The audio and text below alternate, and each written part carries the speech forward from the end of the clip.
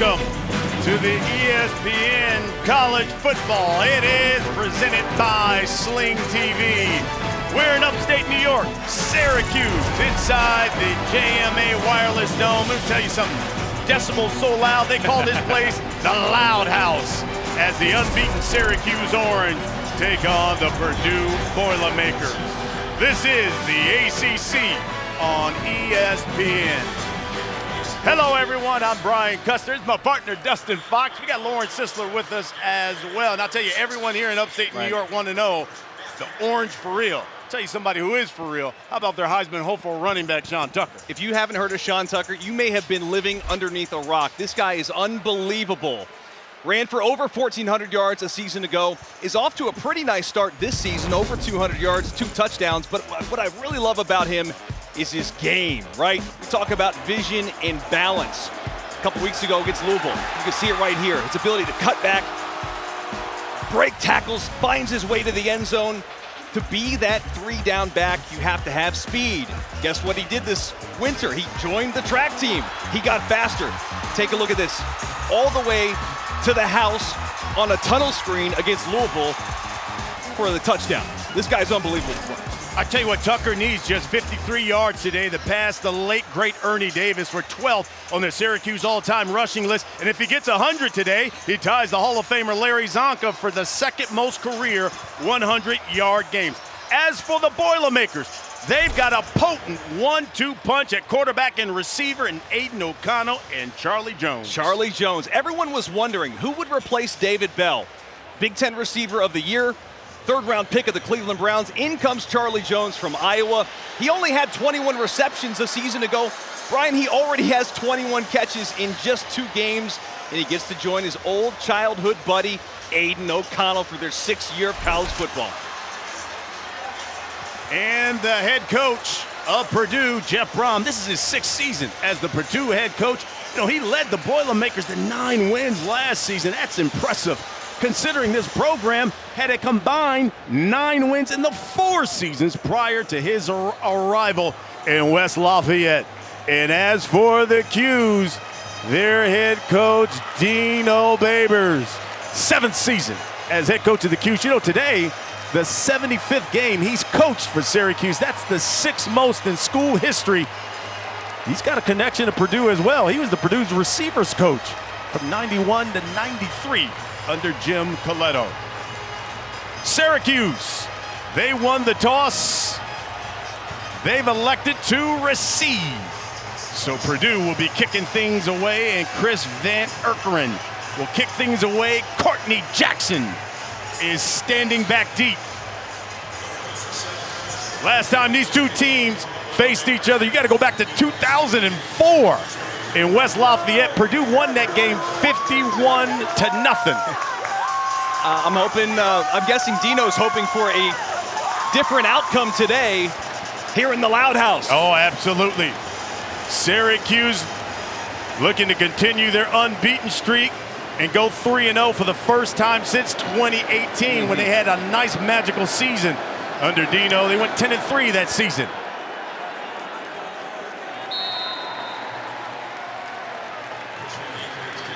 So here comes that Syracuse offense, and here's the junior out of Charlotte, Garrett Schrader, 2nd straight week.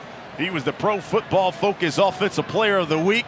You know, against UConn, the transfer from Mississippi State, we threw for a career high 292 yards, 3 touchdowns, and look, on the season, he's thrown for 528 yards, 5 TDs, well on his way of surpassing last year's total of 1,400 yards passing and 9 touchdowns. And been one of the most efficient quarterbacks in college football. How about the first play? Tucker lined up as a wide receiver at the bottom of your screen.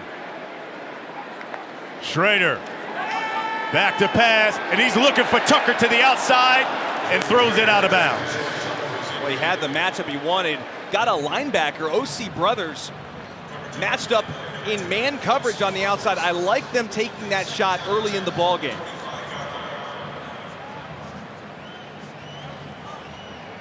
Schrader voted captain this season by the team. You know, one of the things they said the biggest difference in him, not looking over his shoulder anymore. Here's Tucker's first carry. Churning the legs. going hard for 3 yards. Cam Allen makes the stop for the Boilermakers. You know, the Boilermakers without their top player in this game, Jalen Graham, injured against Penn State.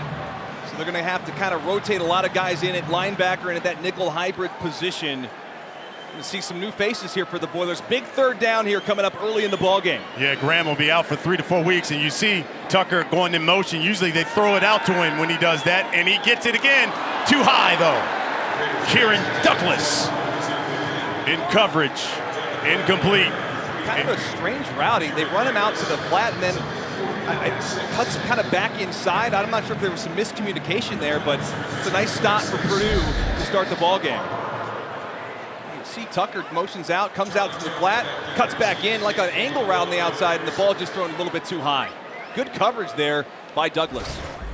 Max van Marburg will be kicking things away. Back deep is Charlie Jones.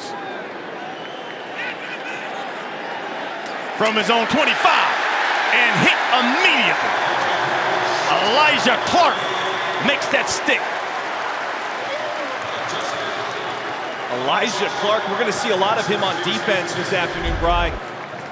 There he is on special teams, making the hit as a gunner against Charlie Jones, the star wide receiver for the Boilermakers.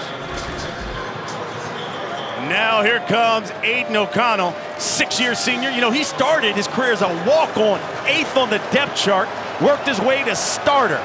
He's got 9 350-yard passing games. Only Drew Brees has more with 12. Dylan Downing in the backfield. Play fake to the outside, complete to TJ Sheffield. And Sheffield is close to a first down. He's about 2 yards shy. Garrett Williams makes the stop for the Cuse. The thing you love about Aiden O'Connell is he's kind of a true pocket passer, right? But he doesn't stand back there like a statue. He gets the football out so quick, and that's what you have to watch for if you're Syracuse defense, the quick release. Fake the jet sweep. They throw it to the tight end, Payne Durham. Woo. Durham is met right at the first down marker by Garrett Williams again. Brian, Williams, the leading tackler on his defense. Tony White, sorry, Brian. Yesterday, he said Garrett Williams is not scared to tackle, and that's a big dude. Payne Durham coming up there in the flat. 3rd and about 1, and it's getting loud.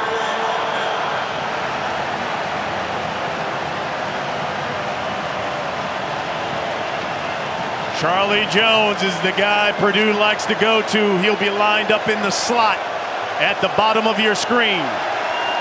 Downing, Jones in motion. They give it to Downing straight ahead, and he's met right at the marker. Michael Jones met him. Well, it was really Jatius Gear who gets in there first, and then Jones cleans it up just enough for the first down. See 54 knifes in there, starts to get the tackle, and then Jones finishes him off. But like you said, first down, Boilermakers. Very close. Boilermakers will go 5 wide. Swings it out to Tyrone Tracy. Tracy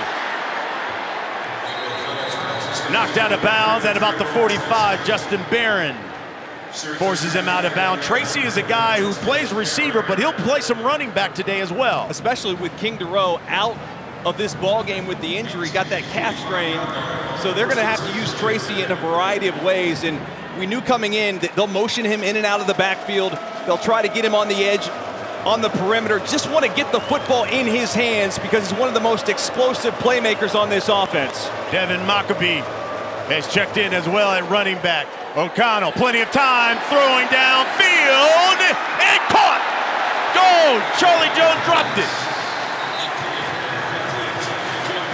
Lost his helmet, and once again with Garrett Williams, one of the best cover corners for Syracuse. That's a great matchup that we're going to have to watch this afternoon. Garrett Williams, probably the top corner for Syracuse, matched up on the outside.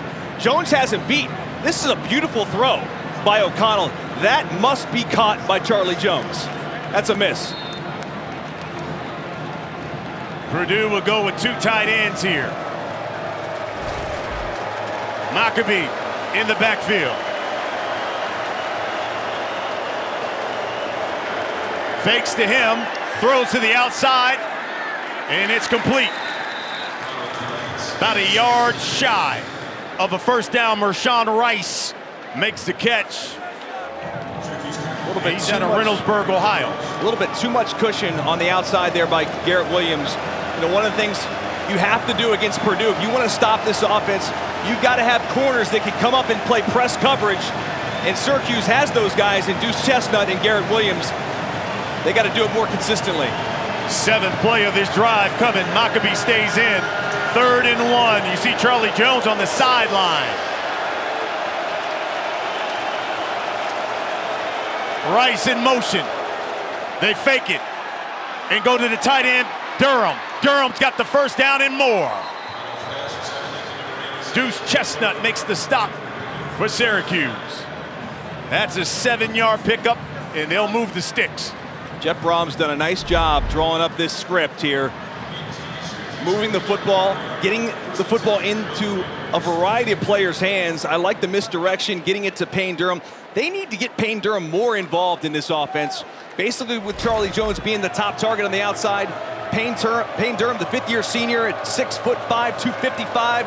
He's a monster tight end. He's the best leader of the team. They think he's an NFL talent. Maccabee gets the carry, cuts back, and up the middle. Chestnut again with the stop, and a flag comes flying in.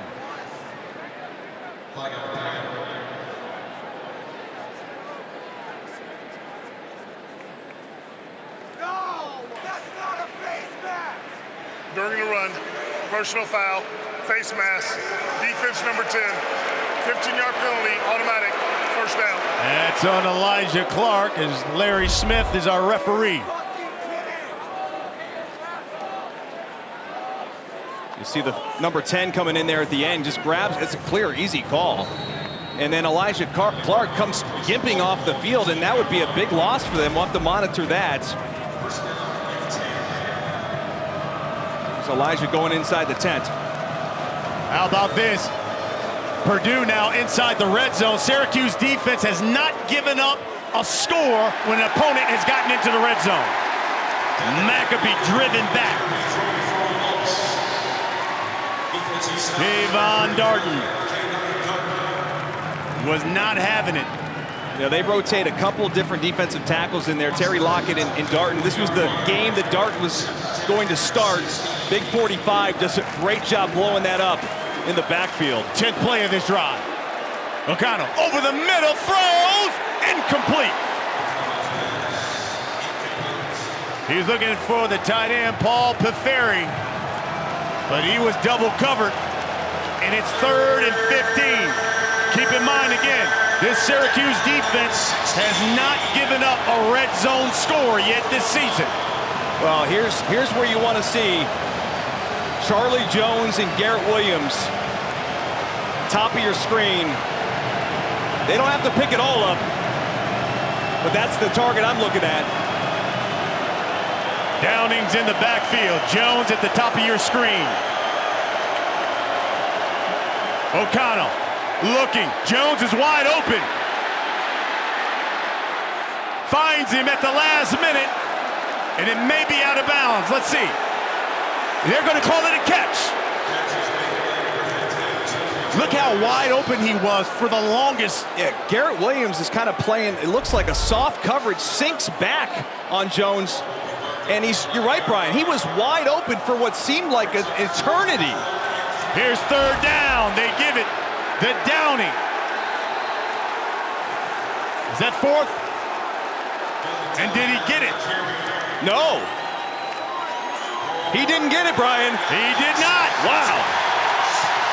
And Syracuse, again, has not given up a red zone score. What a drive by that Purdue offense. But give Cuse credit. When it mattered most on 4th and short, they get off the field. What a start to this ball game. Purdue has a long drive down the field. It stalls. Cuse football when we come back.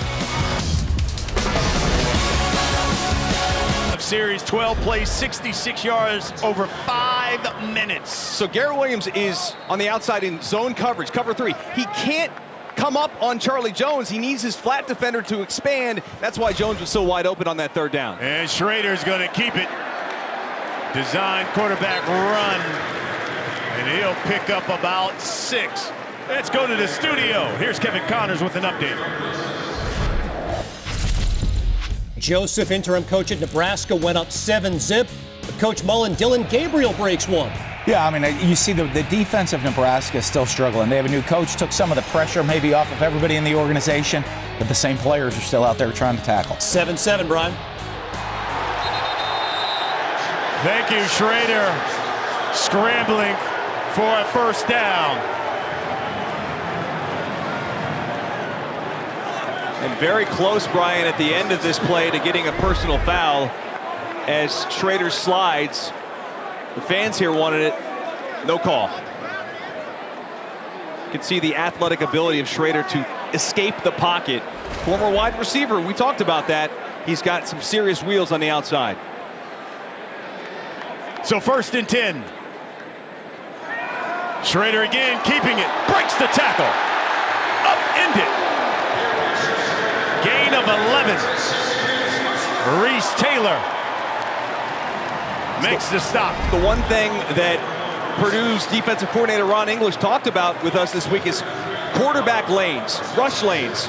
They've got to stay in their gaps, be gap sound, and right there Schrader takes advantage of it for the first down run.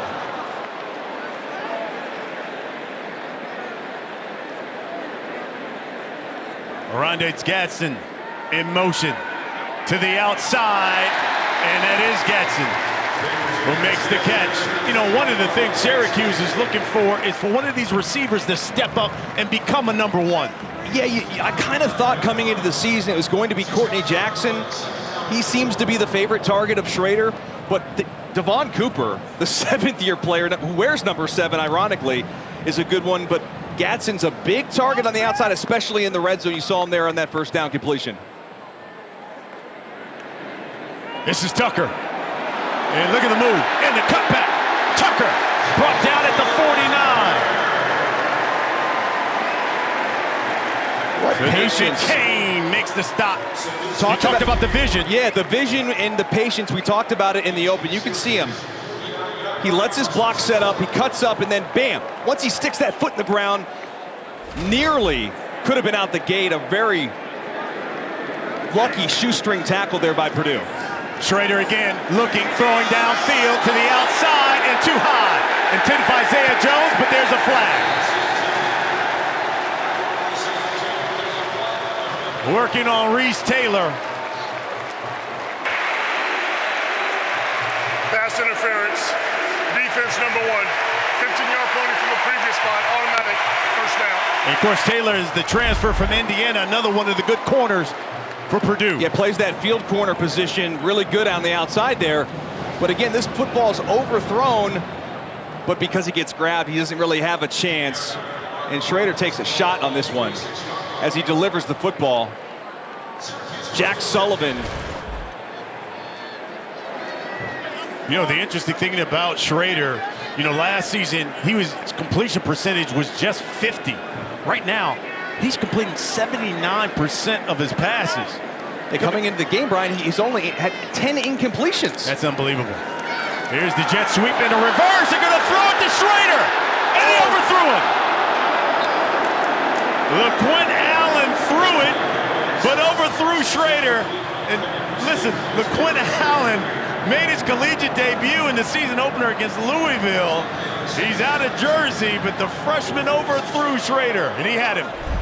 Big moment for Allen. This is going to be an easy walk-in touchdown as you see the double reverse Cooper to Allen, and then just all you got to do is just throw it out there. Maybe it wouldn't have been a touchdown, but it certainly would have been a big game. They'll give it to Tucker.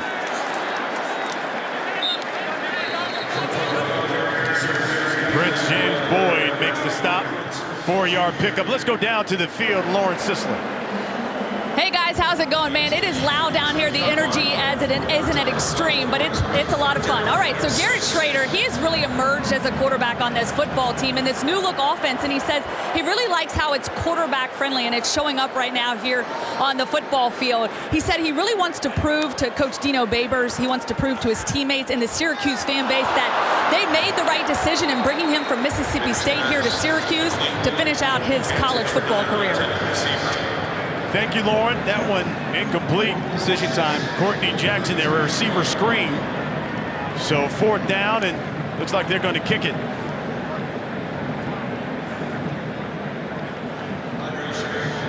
Andrew Schmidt will come in to kick it, and they got a good one here at Syracuse. This will be from 50. He's their all-time leader, career field goals. Most accurate kicker in Syracuse history. And that one's up. And good.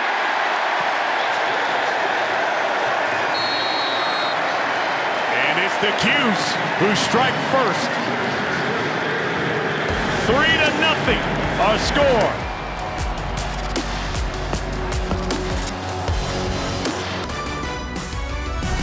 ESPN College Football is presented by Sling, the TV you love for a price you'll love, and in part by Liberty Mutual Insurance. Only pay for what you need.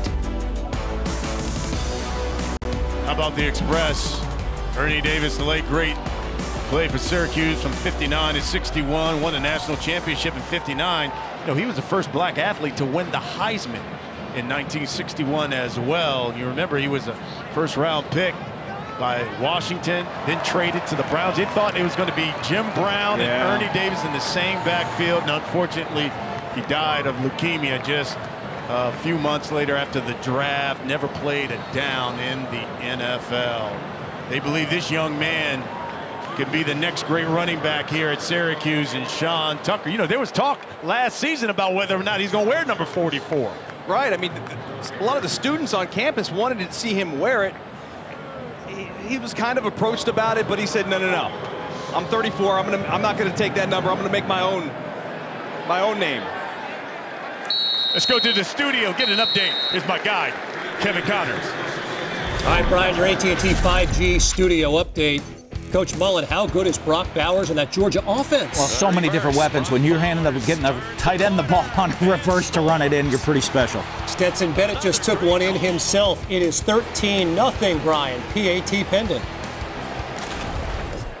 Okay, KC, thank you very much. Here it's 3-0 after Syracuse went 9 plays, 59 yards, went 3 minutes, 22 seconds. They get on the scoreboard first. Brian Custer, Dustin Fox, Lauren Sisler here with you. Here's Purdue's second offensive series.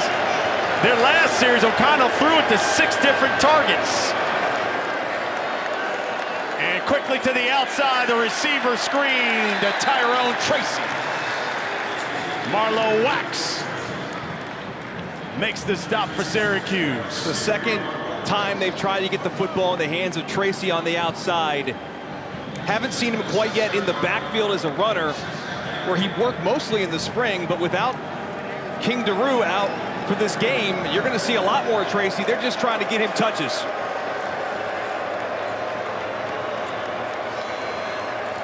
Maccabee gets the carry.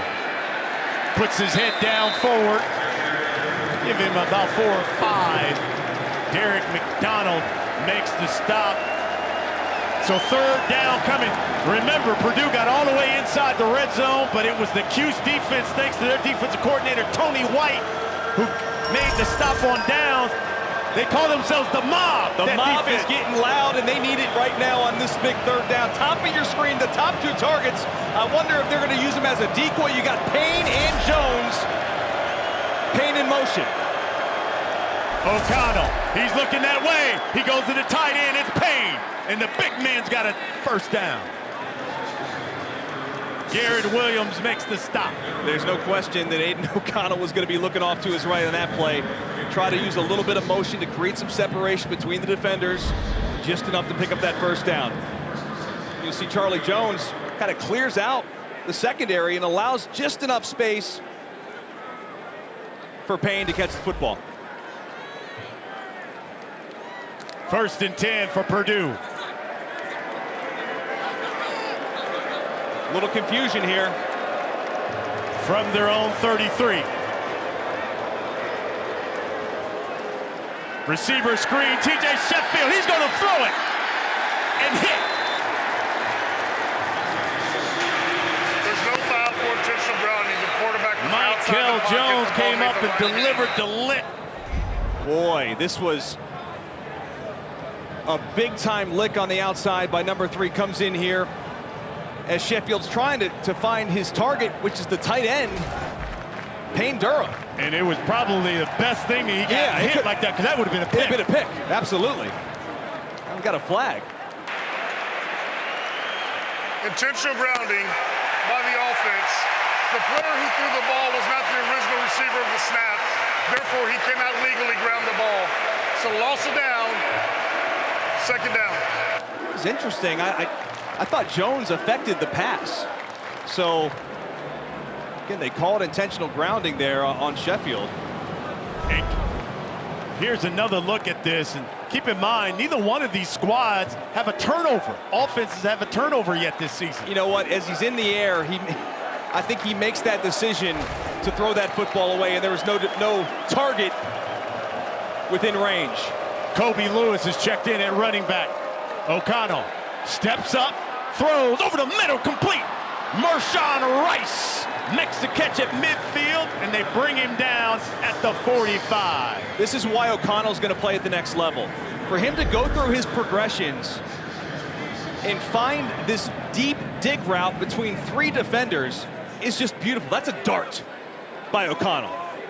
22-yard pickup for the Boilermakers, and they're in business. They go 5 wide. Quickly to Charlie Jones. Jones to the outside. Maybe 1 or 2. Let's go down to the field, Lawrence. Justin, going off what you said, that poise and that pocket presence is tremendous, but he knows his limitations. He won't out-athlete anyone, which really forces him to stay in the pocket, trust it, then cut it loose. But he doesn't get rattled. He's extremely accurate with that quick release, and his staff really has a lot of praise and trust in him and this quarterback that, as you mentioned earlier, he walked on Purdue, was 8th on the depth chart, and now he's made his way to the top, and he's going to be playing on Sundays one day. They want to pick up at least 1 or 2 first downs a game with his legs. He just refuses to do it. Yeah, O'Connell again with that arm. Charlie Jones caught and dropped at the 29, working on Elijah Clark. And Jones looks to be hurt. Officials timeout for an offensive injury. Charlie Jones and Aiden O'Connell go back a long way. Timeout. They've been playing with each other since Pop Warner. And they're tending to him now. 3-0 our score. We'll be right back.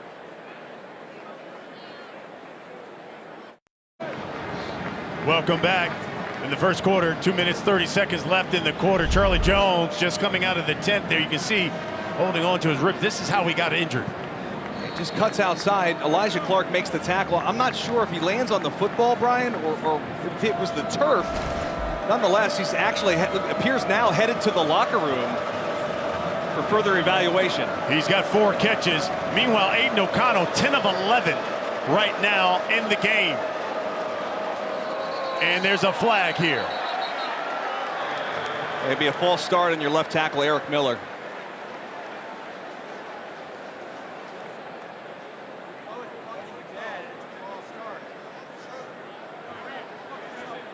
Miller's pointing at the Cuse defense, saying I was drawn offsides.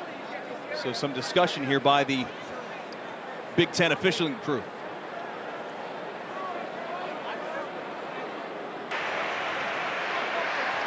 Larry False start. Smith Offense says number it's a false 74. start.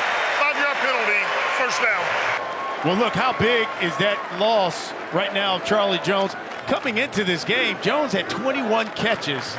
Since 2000, only 4 Big Ten receivers have caught 21 or more passes through the first 2 games of the season. All 4 of those receivers from Purdue. Rondell Moore was the last to do it, and that was in 2019. Before Charlie Jones, this one to TJ Sheffield. Kayvon Darton makes the stop. 6-yard pickup. You know, Brian, just to that point, Charlie Jones arrives here on campus from Iowa, was basically a return specialist at Iowa. Only the 21 catches. He's like, I got 1 year left. I want to go somewhere where I'm going to get the football. And you can see, with the departure of David Bell, Jones has been this offense throughout the first couple of games. Now they're going to have to do it by committee with him out of the game. O'Connell over the middle. The Payne Durham. And the big tight end has got another first down. And he's in the red zone. And I'll say it again, Syracuse has yet to give up a red zone score this season. Okechukwu is actually matched up here in man coverage, the defensive end. That's an absolute mismatch, and Purdue takes advantage of it. 10th play of this drive coming for the Boilermakers. Remember, the last drive stalled out after 12 plays down around the same area. Let's see if they can capitalize here. O'Connell, Maccabee, big hole, touchdown, Purdue, and Syracuse finally gives up a red zone score. His second touchdown of the season.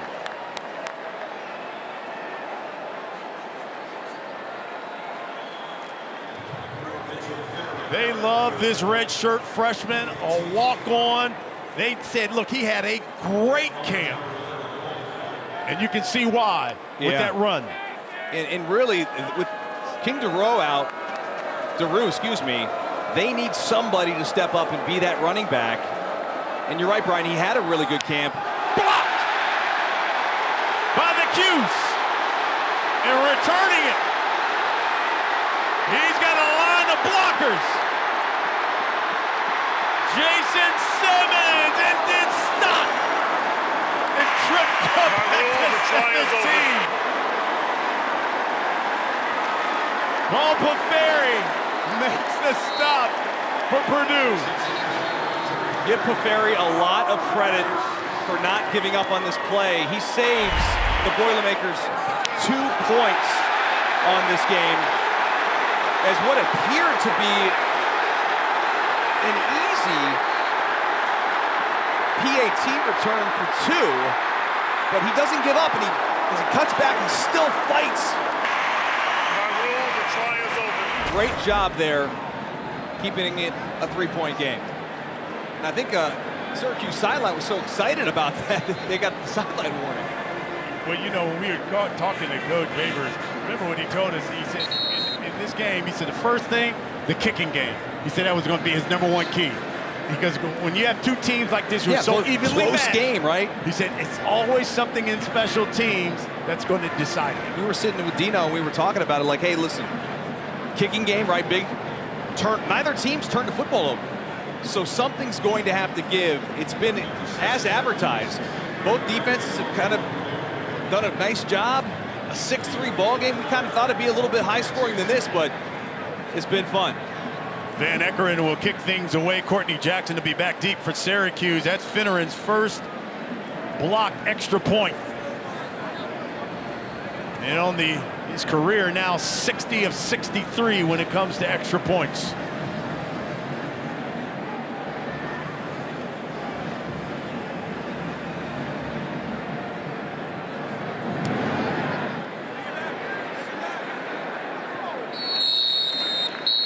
To the studio and an update. Here's Kevin Connors.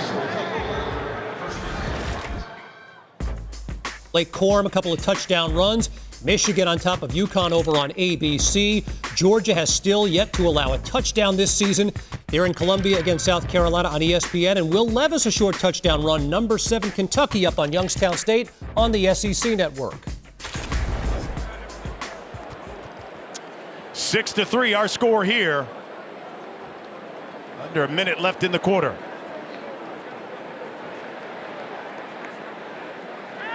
Schrader throwing incomplete. Devon Cooper makes the stop or the catch.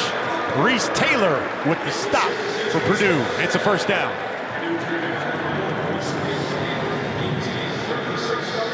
Take a look at Cooper in his 7th year of eligibility, and Everyone's tried to go back and look and find out if anybody's caught a pass in 7 straight seasons, and they can't find the answer. Schrader using those legs.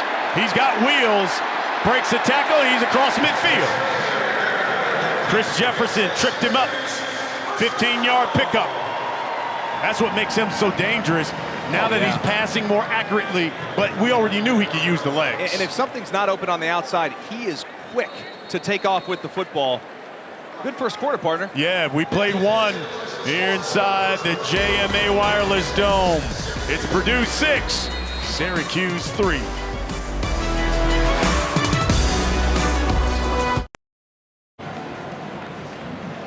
We begin the second quarter, 6-3 our score. Some good news for Purdue. Let's go down to the field and Lauren. Yeah, guys, Charlie Jones walked back out of the locker room. He's sitting over here on the bench. Wide receiver coach Garrick McGee walked over to him, looked at him, said, "Are you good?" Charlie gave him the nod. Garrick McGee put the thumbs up. Garrick McGee did tell me, though, he will not be playing in the return game the rest of this game here today, but certainly great to have him back out on the field. He's been targeted 4 times. He's got 3 catches. This is Schrader with the carry. Fooled everybody. Yeah, he did. Goal 99. Jack Sullivan thought that Tucker had the football, and I think most of the Purdue defense did as well. Schrader pulls the football out in that RPO game and picks up about 5. 2nd and 5. From the pistol. They give it to Tucker. And he's pulled backwards. Maybe a yard. Branson Dean on the stop. Big 3rd down here coming for the Qs. From the Purdue 43. I'd be looking to get the football in the hands of Sean Tucker. 0 of 2 on 3rd down. Got a what lot of Syracuse has done so far. A lot of cushion here. Schrader, plenty of time. Steps up. He's going to take off and grab, but a flag is thrown. Looked like he had room for a 1st down and then grabbed his legs and he goes down. I thought he should have took off sooner. Had plenty of time in the pocket. Nothing was open down the field. Just got to go. And Schrader's hurt. Holding. Offense number 57. 10-yard penalty from the previous spot. 3rd down. Officials timeout for an offensive injury. Boy, Media. you get the penalty and you get the quarterback hurt as well.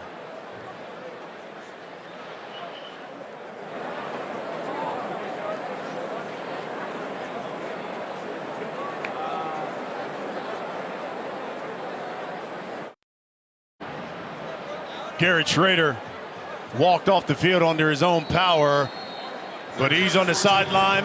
Carlos Del Rio Wilson's the new quarterback, the redshirt freshman out of Atlanta. 2 for 4, 27 yards on the season. Back to pass, under pressure, escapes, throws, incomplete. But a flag is down. Was he over the line of scrimmage? I think he crossed the line of scrimmage, Brian, I do.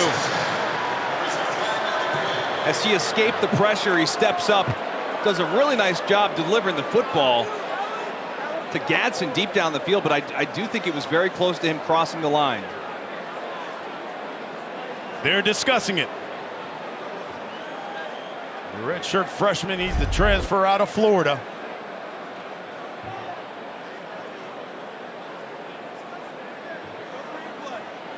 The line of scrimmage is the 47. Yeah, he looked like he was right at midfield when he let that one go. We have 2 fouls on the play, both by the offense. Holding, offense, number 47. That penalty is declined. Illegal forward pass, number 16, passing the ball beyond the neutral zone. That is a 5-yard penalty from the spot of the pass. Loss of down. It will be 4th down. So the Qs have to punt it away.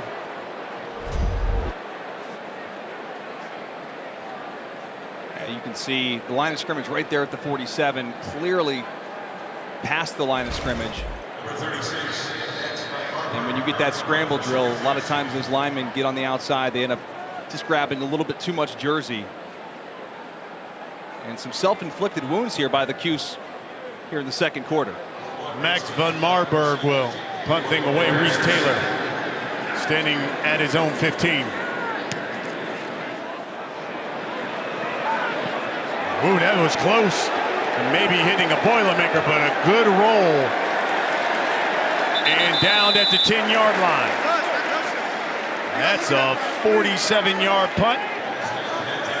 No return.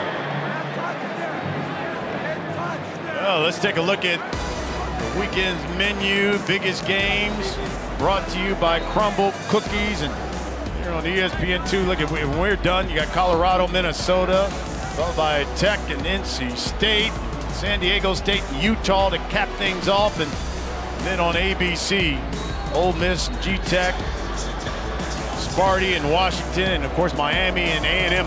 That's a big game for Miami and A&M. Brian, Charlie Jones back in the game for the Boilermaker offense. Bottom of your screen. Tyrone Tracy in the backfield, but over the middle you go to the tight end. Payne Durham loses his helmet, but gets a first down. What a hit. Marlowe Wax delivered that hit. Wow, clean hit by Marlowe Wax, but great concentration to hang on to this football. You'll see Payne run right up the seam. Wax comes over from the linebacker position and delivers the blow. Tyrone Tracy once again. Now they may take a look at this for targeting, Brian. I thought initially it looked clean, but Replay stoppage for potential targeting foul. yeah, I think at a second glance it's close. They'll take another look and review it. We'll give you the decision when we come back.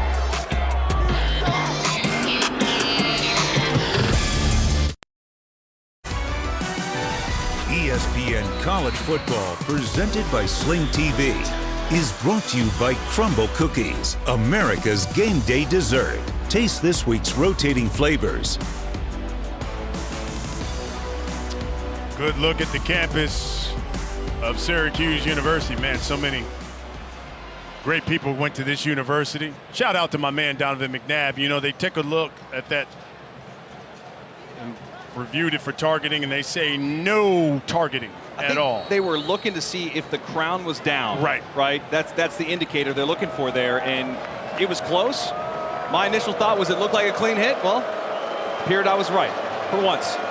Tyrone Tracy again in the backfield for Purdue. He gets the carry. Tracy around the corner. Spins off another tackler. He's got a first down. You know, they like to see him as their Debo Samuel. Absolutely. Want to move him all around the field.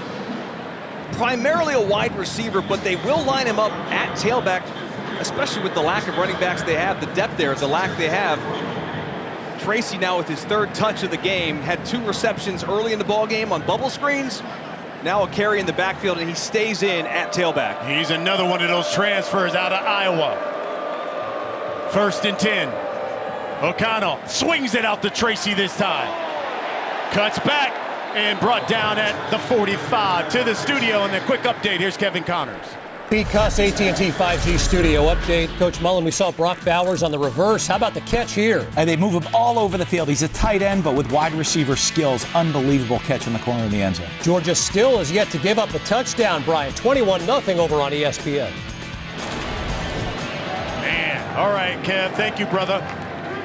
Brian Custer, Dustin Fox, Lawrence Sisler here with you in Syracuse. Purdue driving. O'Connell, the fake outside. Charlie Jones makes the catch. And he's in Syracuse territory. How about those hands by Charlie Jones? Great concentration by Jones. That's the first throw that O'Connell's kind of been a little bit off on, a little high for Jones, but still the concentration is he's almost backpedaling out of bounds, gets both feet in bounds for the first down. Aiden O'Connell, 16 of 17, right now throwing the rock, 145. Guy's incredible. Last week was 17 for 19. This week, 16 for 17. One of the most accurate throwers in America. 2 tight ends here for Purdue. O'Connell again, looking for Jones down the sideline. That's that matchup. Yeah, working with Garrett Williams. That's good on good there. Yeah, definitely. Good coverage by Williams down the field, trying to take advantage of those one-on-one opportunities. That's what Jeff Brom wants to do with this offense. You see Charlie Jones here in his right. He said, hey, he was grabbing me. What do you think? You're former corner? Former corner myself. Yeah, I'd let that slide. I'd let that slide because I love it. Spoken like a true corner. 2nd and 10. Dylan Downey checks into the backfield. Got the same matchup again, Brian. That ended at 10 straight completions for O'Connell. Under pressure throws and complete. Again to the tight end. This time with Paul Bufferi. 3rd down coming. And let's see the loud house get loud here. It seems like Payne Durham or Jones have been the go-to guys, both on the same side of the football right now. Bottom of your screen, Jones. In line, close to the core is Durham. Purdue's been money. Purdue is 3 of 4 on 3rd down. He's looking for Jones to the outside and caught. Charlie Jones makes the catch. And that was terrific coverage by Williams. I mean, you can't get much better than that. I love the strength of Jones' hands. He comes up the top of his route, breaks it off. Williams is right there. Go up, get your hands on it, secure the catch. Beautiful pickup. O'Connell now 4 for 4 on 3rd down. 13-yard pickup. Jones now with 5 catches, 46 yards receiving. He goes to Jones, looking for him, throws it. And he was under pressure. O'Connell. Michael Jones applying that pressure. Let's go down to the field and Lauren. Purdue OC Brian Brom talks about the chemistry he sees between Aiden and Charlie, and even from a distance, they are always on the same page, put in a ton of work together, especially this summer. Aiden was always popping into the receiver room, teaching Charlie and the other receivers the offense. Aiden called it. He told the coaches Charlie is the real deal. They weren't sure at first, but they trusted their quarterback, and it certainly paid off. Yeah, you're right about that. He's going to get a breather. 2nd and 10. They're going to go to Downing. Caleb Okochukwu makes the stop. Yeah, they like Dylan Downing at running back. He's getting a lot more work this week. 3rd down, another one. Let's see if Mr. Perfect O'Connell can go 5 for 5. 3rd and 5. Boilermakers are 4 of 5 on 3rd down. Charlie's on the sidelines. Payne Durham has been the guy. This time, no, it's TJ Sheffield, and he's brought down a yard shy. Jihad Carter makes the stop for Syracuse. It's a really good tackle by Jihad Carter, the safety on the outside. They just try to run Burks to the flat, hoping he can break a tackle. Nearly gets to the line to gain. I'm surprised they're not going to go for this, Brian. I really am. Here's Mitchell Finneran. This will be from 40. He's already had an extra point blocked.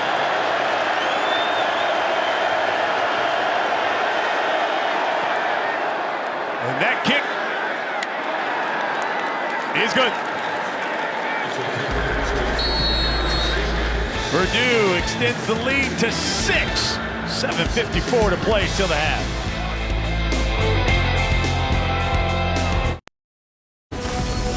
Hey, make sure you kick off your Week 2 Sunday NFL Countdown Crew 10 a.m. Eastern on ESPN and the app. You know, this week before the Super Bowl champion Rams, they are looking to bounce back after that Week 1 loss to Buffalo, and they go 1-1 with Matthew Stafford. And next week, 2 Monday Night Football matchups. Derrick Henry, Titans. They battle Josh Allen and those Bills. Catch that at 7:15 Eastern on ESPN, ESPN2, and the app. Here's a look at Charlie Jones. Hey, look, Purdue has twice as many plays as Syracuse. They've had it almost double or more than double the time than Syracuse had it. And the 'Cuse, they don't have a first down in this quarter yet. It's crazy. Purdue's got 13 first downs. Syracuse has 6. They're just dinking and dunking Syracuse to death. They're taking what the defense gives them, and Brom is fine with that. Spreading the football out to numerous targets on the outside, and thus far, it's worked out for him. Let's see offensively. Schrader back in, that's big news. Can get things going. They give it to Tucker. He flips it back to Schrader. He's got a man open down the middle.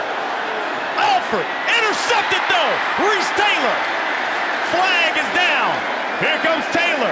Purdue has already got 2 pick sixes on the season. This is a fantastic interception, but it's going to come back because the football was underthrown, and there was contact there by 17, Chris Jefferson. So this is going to be a pass interference call. It's going to come back. Pass interference. Defense number 17.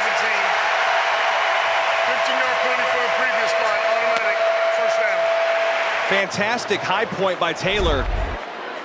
If Jefferson were not in a defeated position, because this ball's underthrown, right? He's chasing the receiver down the field, trying to find Damian Alford.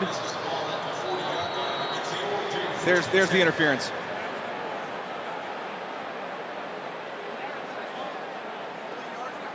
What a catch by Reese Taylor. That a great was, pick. I mean, dude got some ups, right? Jumped out of the gym. So here's Schrader. Swings it out to Tucker. Tucker down the sideline. And forced out of bounds by Corey Trice. But they're in Boilermaker territory. It's an 11-yard pickup. They'll move the sticks. And that's exactly what Syracuse offense needs. They've got to find a way to get the football in the hands of Tucker. So far, the running game has not really had anything going. Only 4 carries for Tucker. Do more of that. Get him on the perimeter. Here's Tucker now with the carry. Leans forward. That was the first down of the quarter for Syracuse. 3-yard pickup there for Tucker. What's amazing about this is for a game that's been kind of lopsided, you know, Purdue 198 yards, Syracuse only 91 yards of offense. They're only down 6 points. Yeah. And that big block PAT allows Syracuse, they get a touchdown, they take the lead. Absolutely. Meanwhile, Sean Tucker, 5 carries, 22 yards. Schrader to pass. Looking. He's going to keep it. First down. Bryce Hampton forced him out.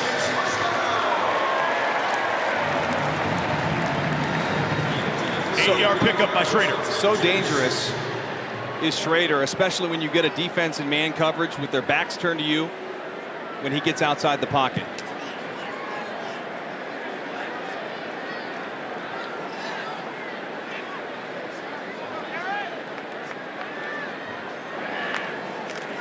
Tucker again.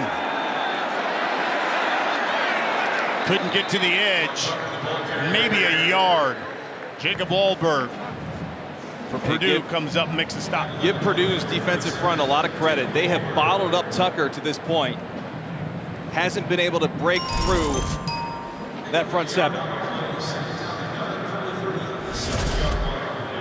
Tucker came into the day needing 53 yards to pass up the late great Ernie Davis on the all-time rushing list.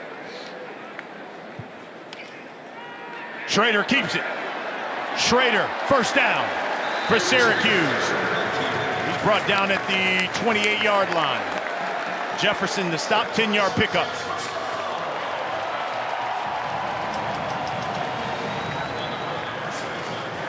Schrader now with 61 yards rushing.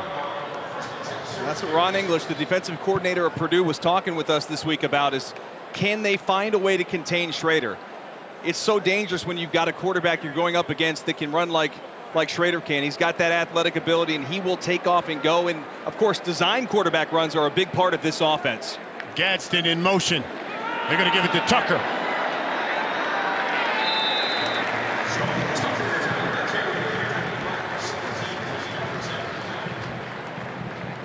.430 until the half.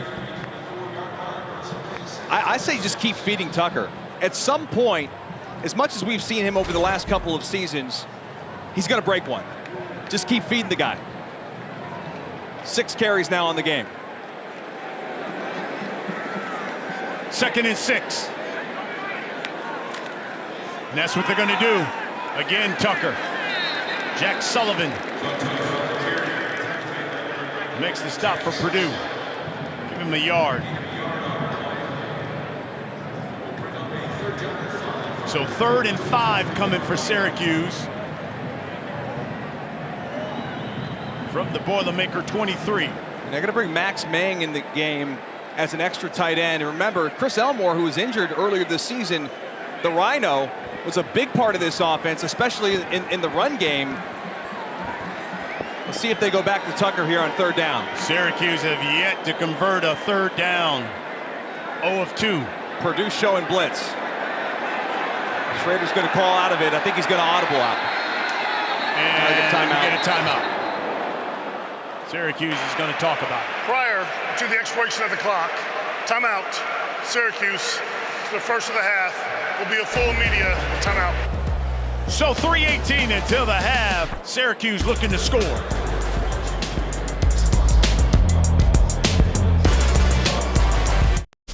Kevin Connors in studio. Coming up on the Geico Halftime Report, we'll check in on the top dogs. Number 1, Georgia. Why Coach Mullen thinks they may even be better this year than they were a season ago. Plus a change on the sidelines in Lincoln. We'll see how Nebraska's faring against their rival Oklahoma and who's most likely to bounce back from tough losses in week 2. Brian, we'll talk about that at the half. 3rd and 5. That pass is incomplete by Schrader. Adrian Jenkins applying that pressure. He was trying to find Cooper on a slant route. Really good coverage by Purdue, and then Jenkins comes in and just gets enough of Schrader to force the errant throw. So we'll see Schmidt.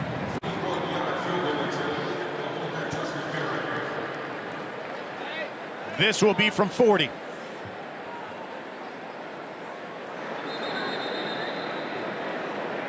Timeout's called by Purdue. Timeout, Purdue. So the first of the half will be 30 seconds in length. Hey, tonight on ESPN, our SEC college football lineup. It features Brian Kelly and LSU. They're hosting Mississippi State. That's at 6 Eastern, followed by 9 Eastern. 13th ranked Miami taking on 24th ranked Texas A&M. Both games available on the ESPN app.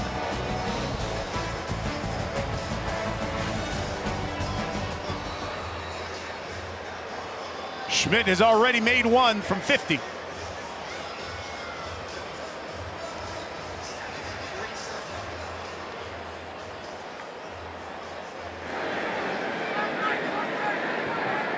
couple of years ago, he was the Luke Rosa Award winner. And they think he's back to his freshman form. That one, the snap was a little high and no good.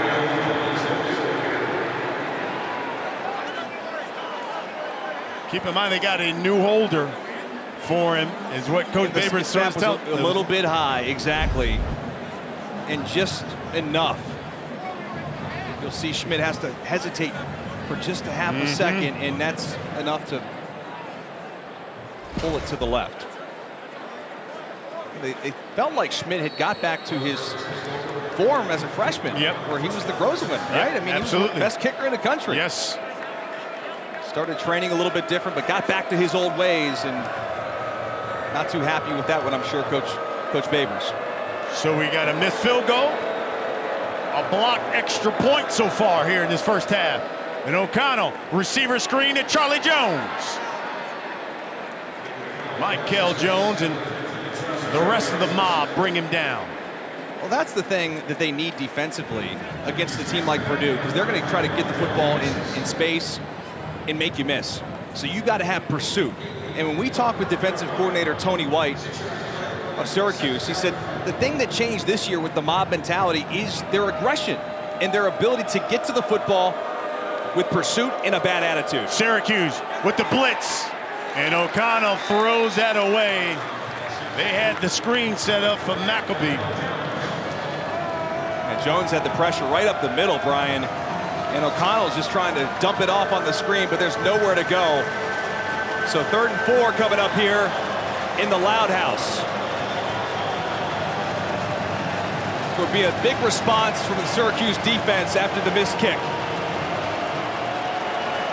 See what O'Connell's done on 3rd down. He's done it all. Mr. Conversion. Garrett Williams, Charlie Jones at the bottom of your screen. O'Connell looks left, throws to the tight end, and complete. Justin Barron with Payne Durham knocks it away, and the Boilermakers will punt it away. The Rover, the quarterback of the defense, comes up with maybe one of the biggest plays defensively of the game, matched up with Durham, comes across, gets that hand in there, hook and swat. First 3 and out of the game. Jack Ansel will punt things away for Purdue. Courtney Jackson is standing at his own 25.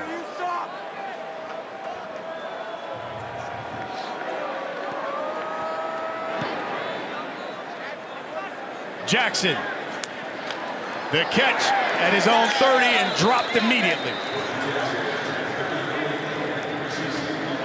Tracy in coverage. How about that? The running back receiver doing it all in special teams.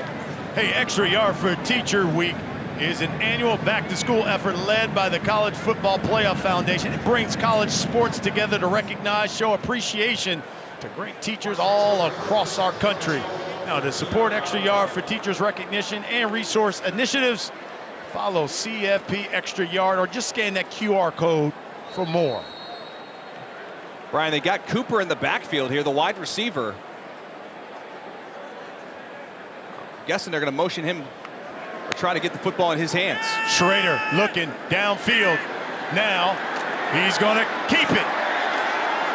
Eludes one, spins, and brought down.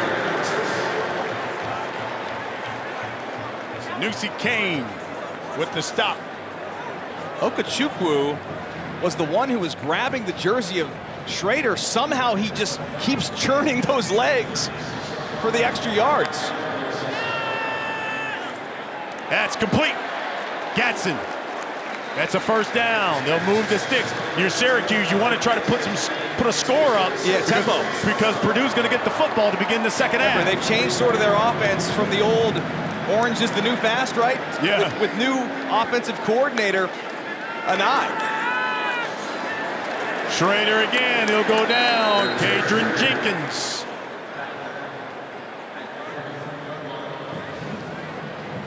Cole Brevard there as well. Still plenty of time, 2 timeouts. Schrader again in the pocket. He's going to keep it. Cross midfield. And brought down at the 40, but there's a flag, and we may get a hold.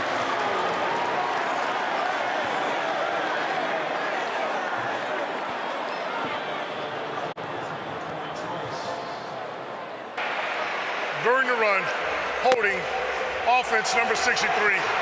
10-yard penalty from the previous spot, 2nd down. That's on Chris Blige. She's the transfer from Florida. And Brian, we haven't seen Tucker at all in this drive. Sean Tucker, their star running back, on the sidelines right now. That negates a 19-yard pickup. And see Tucker sitting on the sidelines here. I'm surprised he's not in the ball game right now. Listen, he's your best player. I want him on the field. No question. You need points. Absolutely. 2nd and 20. Schrader escapes. I'd call a timeout if I'm Purdue. Yeah, Jack Sullivan makes the stop. You got 3rd and forever here.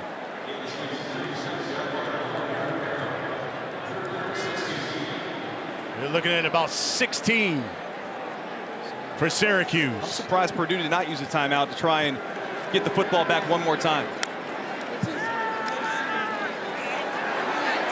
Schrader under pressure and sack. Loses the football. Nick Carraway is going to come up with it. The ruling on the field is a fumble recovered by the defense. First down, Purdue. And the first turnover goes to the Boilermakers. And we knew coming into this game, Nick Carraway is going to play a role. The question is, was the arm moving forward? No, I don't think so. I don't think so, partner. I think that's a The fumble. ruling on That's the a fumble. field of a fumble recovered by the defense is under further review. Tried to grab it as he's started to come forward, but then he pulled it back. Like Scotty Humppick and Branson Dean. That's a fumble, Brian. Yeah. That's a fumble. Sandwiched him.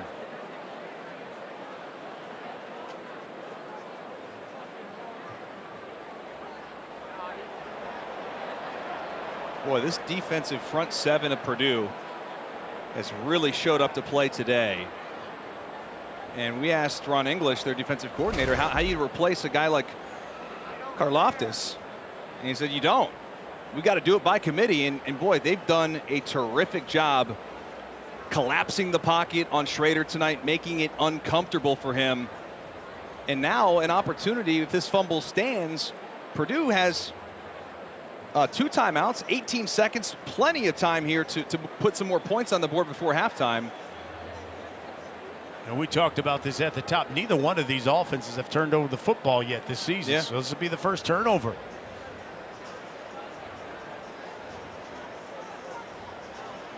And what an opportunity it would be for the Boilermakers. You still got 18 seconds and what, 2-3 timeouts? 2 timeouts.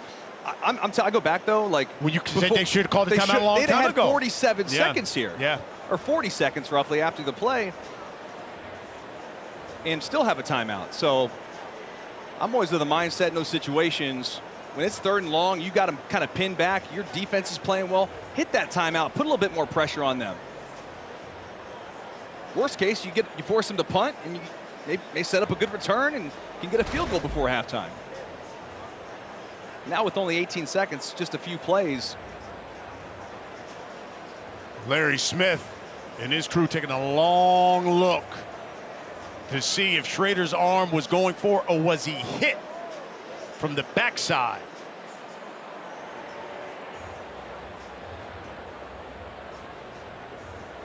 To give you that motion as if it was going forward. To me, it was a fumble. It's taking a long time. Well, here we go. After a review, we have an incomplete forward pass. Wow. It will be 4th and 16 from the 37-yard line. Game clock. Please set the clock to 22 seconds. 22 seconds. So again, they took that long look. They wanted to see if that arm was going forward, or was it hit as he was holding up the football to make it go forward, but they obviously made the ruling that he was throwing it. And look, Coach Brum does not like that at all. Hey, Brian, now that's 2 plays here. The pick? The interference on the pick, Yep. right? And then now that call overturned. So the officials have really, again, I don't know about that call, but 2 big game-changing plays here determined by the officiating crew. So now the Cuse will punt this one away. Reese Taylor standing at his own 25.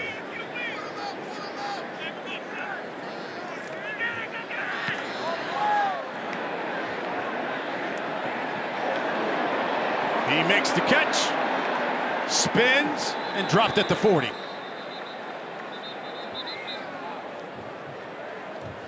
Well, this season, Allstate will celebrate every field goal and extra point made by participating universities by making a donation to the university's General Scholarship Fund. And we thank you, Allstate.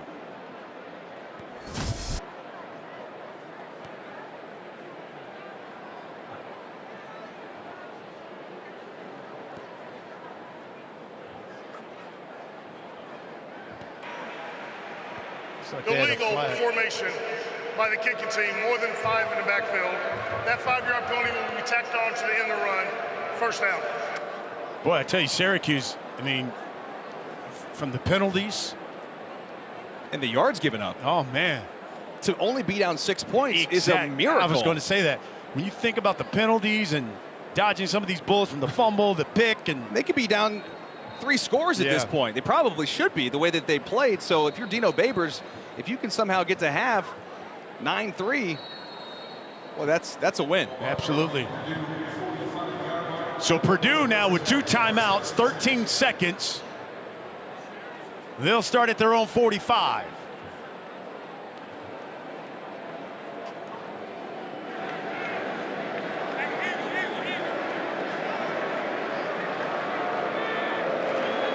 Here's O'Connell. Looking and throws it away. That play took about 8 seconds. So now one play, probably a shot to the end zone, Hail Mary time. Keep in mind, Boilermakers will get it to begin the second half as well. They got to get at least inside the 40-yard line to have a chance at a field goal. With 5 seconds, I don't think there's enough time to get there.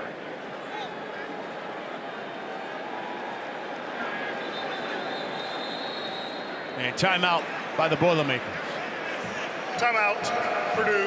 So second of the half, 30 seconds length. Let's go down to the field in Lauren Sisler.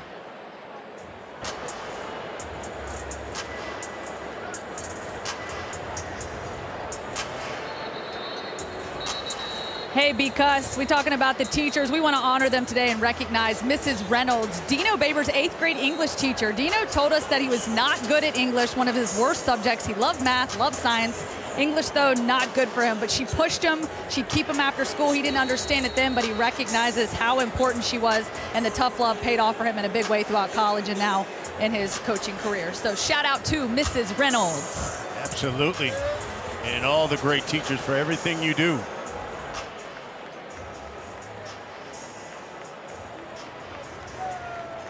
Five seconds left until the half. O'Connell to the outside in Sheffield, and it's the last play here of the first half.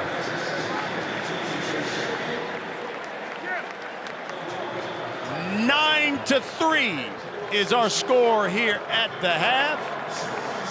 Purdue on top of Syracuse. Let's send you out to the studio now, and Kevin Connors.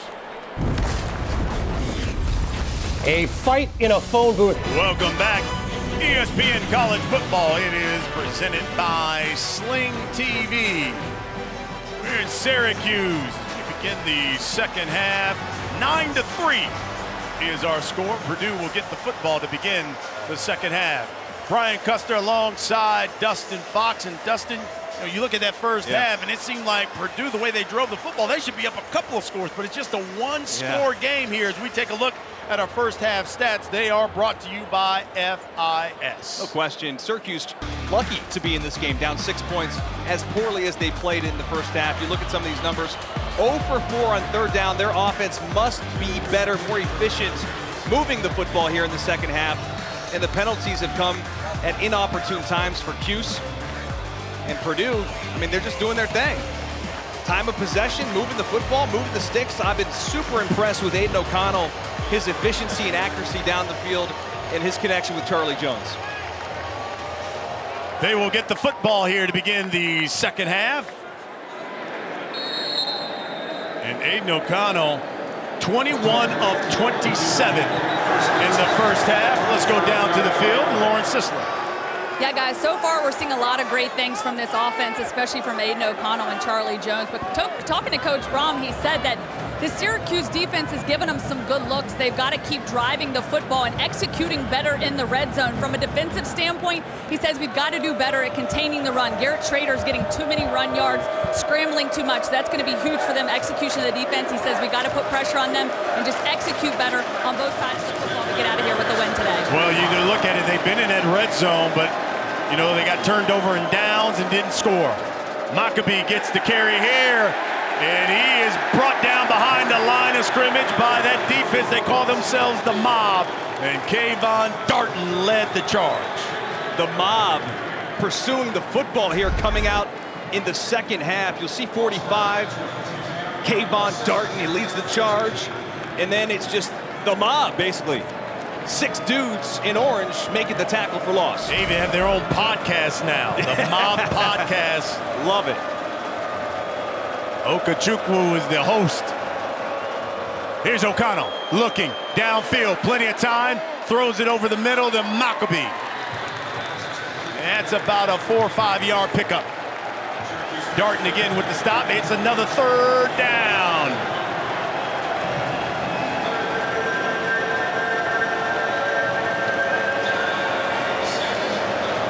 That connection between Charlie Jones and Aiden O'Connell was very big in the first half. They got a short split here near the hash. Let's see if Jones comes across the formation on the crossing pattern. O'Connell has thrown it to 8 different receivers here tonight. That one's incomplete. He was looking at Mershad Rice. Cuse brought a little pressure.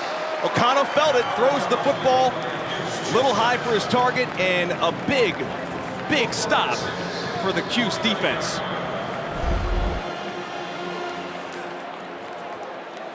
You can see they're going to bring 6. Forces the errant throw over the head of Rice. Good job for Syracuse defense. Yeah, absolutely. They forced O'Connell now just 2 of his last 6 attempts. Ansel will punt things away. Courtney Jackson standing back at his own 25.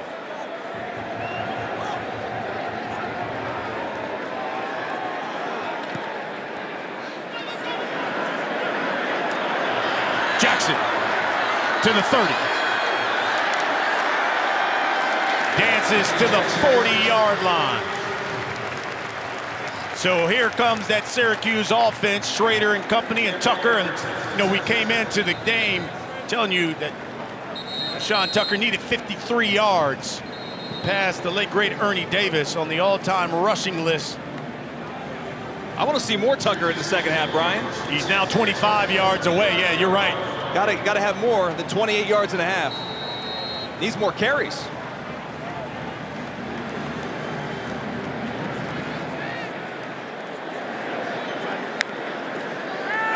Schrader holding it, and going down. Kadron Jenkins.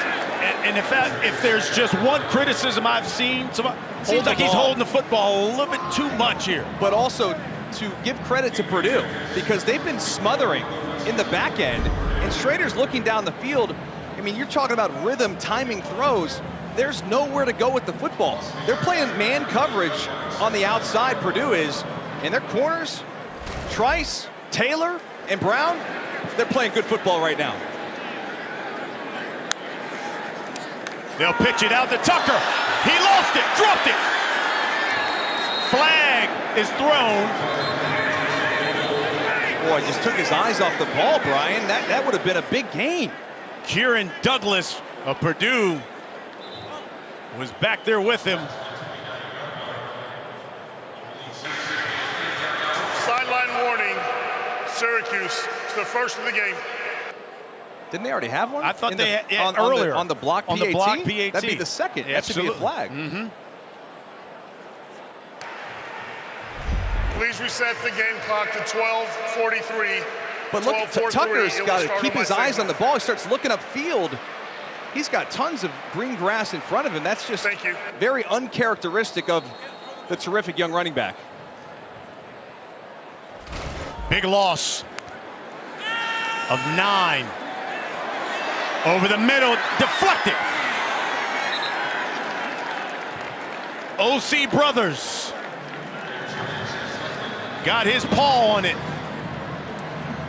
So both defenses coming up big here to start the second half.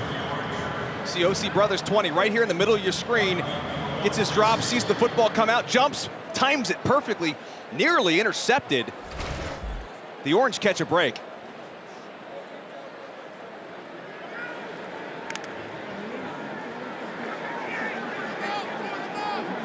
Reese Taylor, Purdue, standing at his own 30.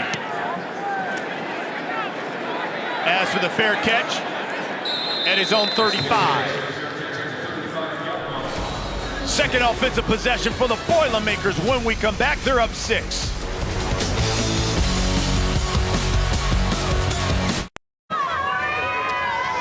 Nine to 3 our score. Let's take a look at this week's college football rankings. They're brought to you by Allstate. It's like all the top seeds taking care of business. Georgia, Michigan, Oklahoma. Meanwhile, first down and 10 for Purdue. Dylan Downing in the backfield.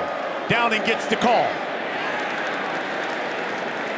Moves the Powell forward for a gain of 3. Hey, Brian, just to clarify, that sideline warning we just heard on Syracuse, that was their first. The last one was on Purdue on that block PAT, so that stands to be accurate. Clarification noted. Meanwhile, for Purdue, you look at their last 3 possessions. They went 3 and out. Then they went a couple of plays, and then we went to the half. And then 3 and out again to begin here the second half. So let's see what they do. That was a total of 15 yards in those 3 possessions. This time, lowering the shoulder. Downing. And he's close, maybe a yard shy. Barron took the first down. brunt of that one. Justin Barron, the safety. And he's a big boy now, 6'4", 220. So here's third down. About 1.5. Jeff Brom always says he's reluctant to run the ball. But in situations like this, I think you have to. Dylan Downing in at running back. And they got the big fella in the backfield. They are 2 of 2 when it's 3rd and 1. It's Downing. And I think he's short. Very close. Brian, they put 63 Marcus Bowe in the backfield as a lead blocker. And they mark it short. It will be 4th down. You definitely go for this if you're Purdue. Well, there's Marcus Bowe right there in the backfield. 305-pounder lead blocker. But a great job coming across by Lockett. Lockett stops him short. Here we go. 4th and 1. From their own 44. Downing. And that's a first down.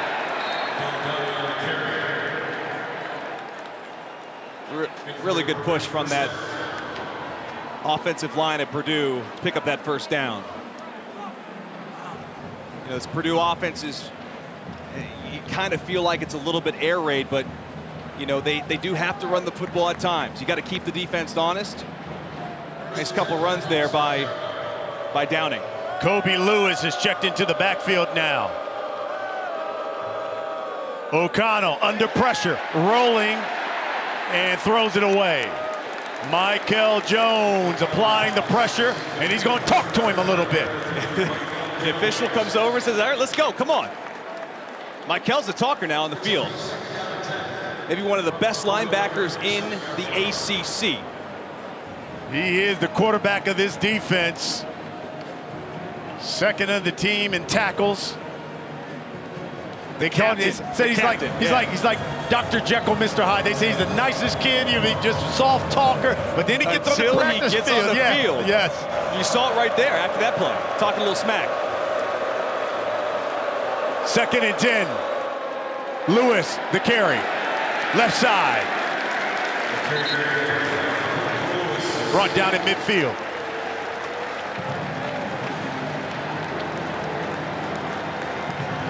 And for as much as they have thrown the football in the first half, maybe getting a little conservative here in the second half of the game. Tight ball game, 1-score game.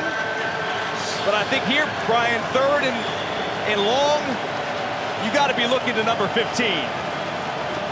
Charlie Jones. Let's see your defensive coordinator, Tony White, what his defense can do. They got a stack at the bottom of your screen, and that's Jones right there.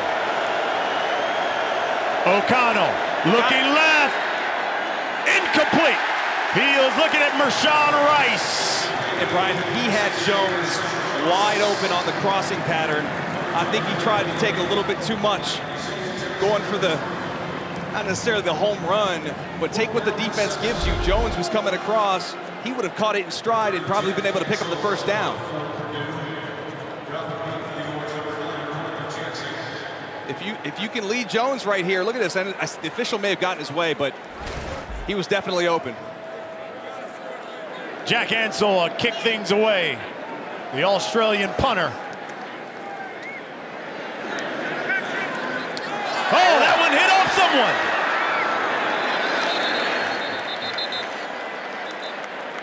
It hit off Oliver, the defensive back, the freshman. Here's a he flag. Didn't see it. Yeah.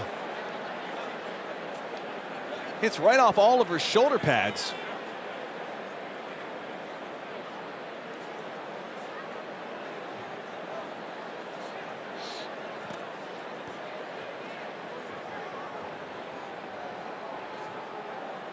That would have been disastrous for the Cuse. How many breaks has Syracuse had in this game? You're right. Look at this. This ball just hits 21. 21's Oliver right here. There. And if someone from Purdue grabs this football, oh, I mean, my it's goodness. it could have been first and goal. I mean, there's no foul for holding on a play. There's no foul for an illegal return. The player who gave the fair catch signal muffed the ball. When his teammate recovered the ball is dead at that point. Yeah, that's right. First down, Syracuse. Wow. Media, timeout.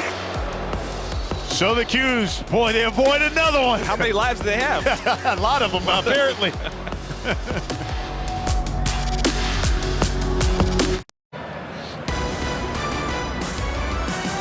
ESPN College Football, presented by Sling TV, is brought to you by the new 2 for $5 menu at Sonic. Only at Sonic. And discover exceptionally common sense.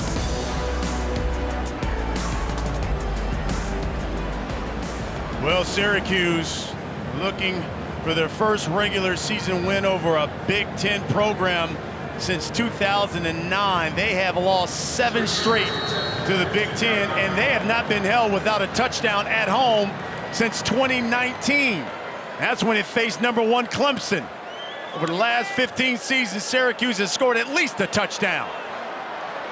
Here's Schrader keeping it, and he's dragged down by Kane. Yeah, Syracuse over the last 15 seasons has put up at least 1 touchdown against all non-conference opponents at home. Well, the offense today has been Schrader. Tucker's been pretty much silenced by this Purdue defense.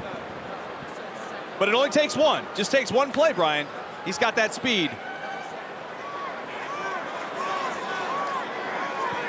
Looks like they're audible. They move Tucker. And he's changing it again. 5 on the play clock. 2. He's gonna keep it. Trying to get to the outside, and he is drilled by Reese Taylor, who came up. Chris Jefferson grabbed him. Reese Taylor delivered the stick. Well, that's what they love about Taylor. They play him to the field side. And I was talking with some of the staff of Purdue. They're like, this guy can tackle. You got to be able to tackle to play cornerback at Purdue. And he comes up with the stick on Schrader. Now, will they give the football to Tucker? They've been reluctant to. Production hasn't been there in this game.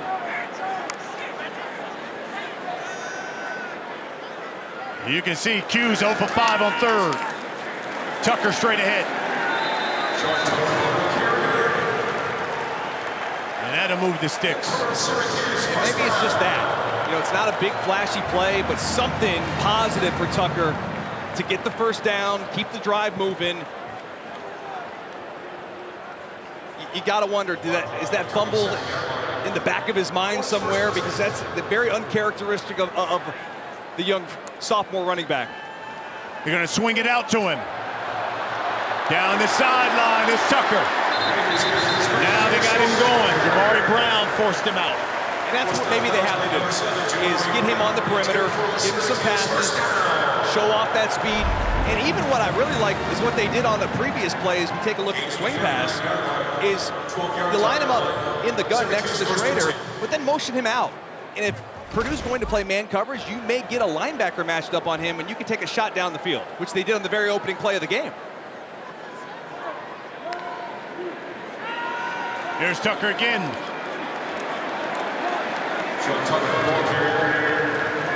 Got 4 the hard way.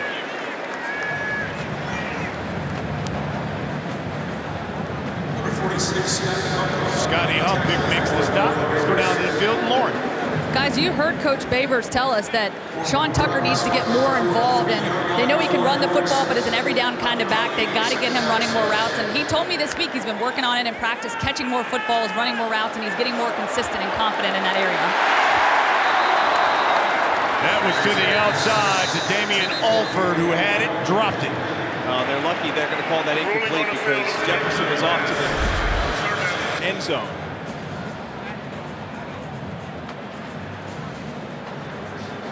Football just a little bit behind, and great defense. Really great defense. I've been really impressed with Reese Taylor, the corner #1 for Purdue. He's playing a heck of a game. Physical corner. 3rd down and 6 coming for Syracuse. Schrader looking left, throws over the middle, complete. That's Isaiah Jones, redshirt sophomore out of Florida. And just as I give praise to Reese Taylor, he plays a little soft coverage on the outside, and Jones runs a nice little easy, kind of deep slant route. And a good throw from Schrader.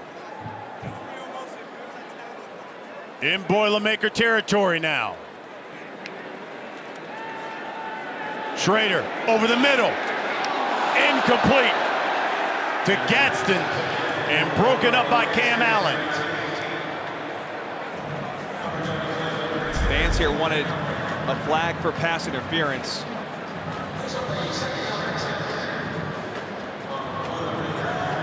I think it's pretty close. I think it's a good no call.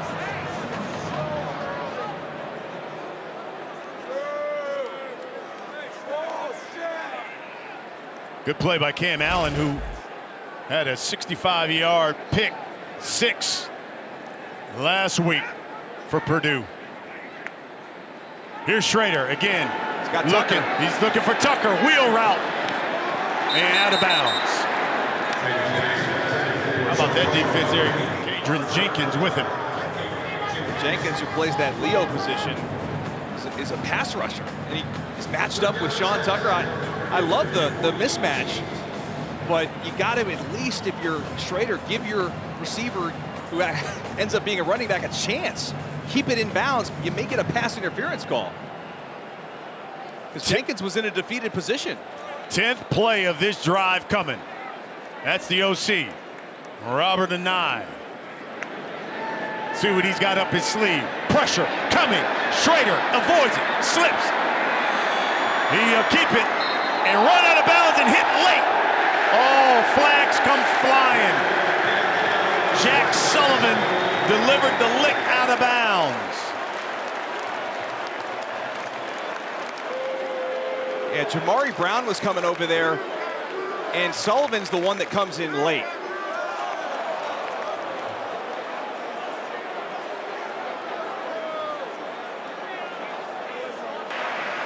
After the play, personal foul. Defense number 99 with a late hit out of bounds. 15-yard penalty from the end of the run, automatic first down. Officials timeouts for defensive injury. That's a big penalty on Purdue. And for an offense that's been stagnant, you'll see 99 right here come in. Clearly a late hit. Yeah, he hurt his own player, Jamari Brown. Look, he took out 2 guys. So now 1st and 10 for Syracuse. From the Purdue 32, Schrader looking over the middle. Gadsden brought down at the 12.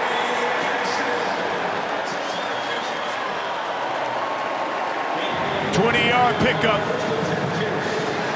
At that size, Gadsden is a big target for Schrader. And you're going to give him that much cushion. Schrader's starting to build a little bit of confidence here. Struggled in the first half. This drive completes a couple nice passes for first downs. Yeah, they're in the red zone now here.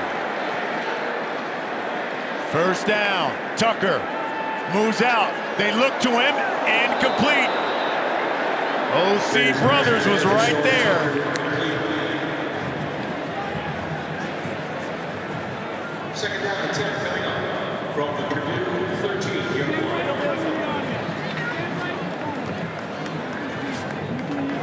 Second and 10 coming now for Syracuse. 13th play of this drive.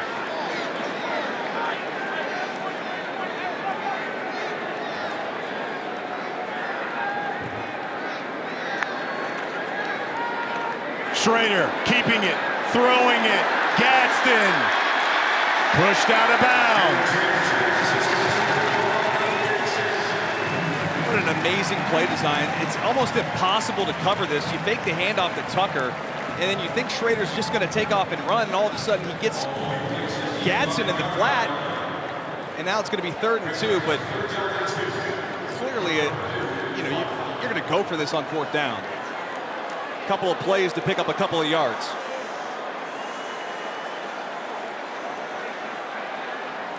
So Again, big 3rd down coming up here. Yeah, first time.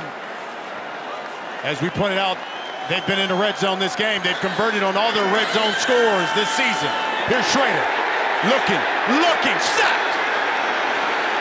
He throws it. Oh, my goodness, he threw it. The interception by the flag down. Tucker was tackled. Yeah. Tucker was tackled trying to get into his route. It's going to go against the Boilermakers.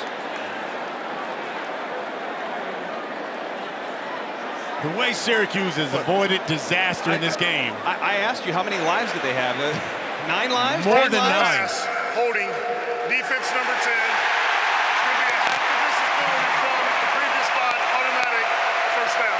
Cam Allen was coming to defend Tucker and just dragged him to the ground.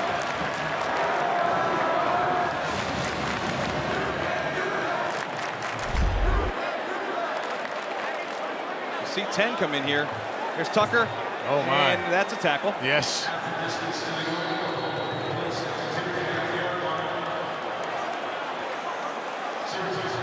And a poor decision by Schrader. You cannot make this throw. At this point, just take the sack.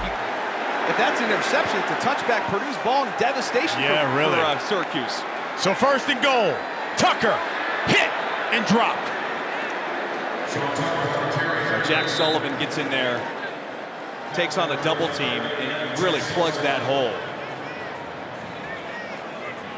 You know, when we talked with Ron English about this defensive front, really the defense as a whole, Brian, we said, who's your best player? He's like, no, we don't really have a best player. We've got a bunch of really good players. I'll tell you what, this front looks better than good. Yeah. They look great today. 15th play of this drive. Syracuse, the only FBS school to convert on all of its red zone opportunities. And Tucker stood up and dropped at the line of scrimmage. Kane makes the stop. Ooh, it's getting dicey. Now another 3rd and goal.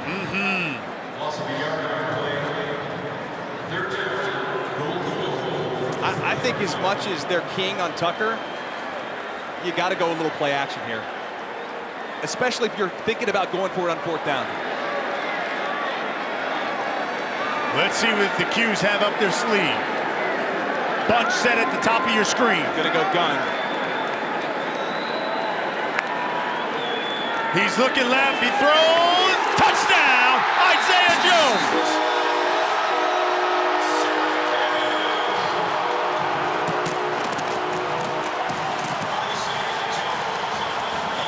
First touchdown for Isaiah Jones. Syracuse on the board. The best pass of the day by Garrett Schrader when they needed it the most. You got one-on-one coverage on the outside, Jamari Brown versus Isaiah Jones. It's a wing route. You throw it to the back shoulder and you say, Jones, you got to make the play. And Schrader gives him an opportunity and he capitalizes. Schmidt with the extra point. And through all the adversity, it's Syracuse with a 1-point lead. Somehow, some way, Syracuse has a lead. After all the mistakes, all the penalties, Syracuse up 10-9.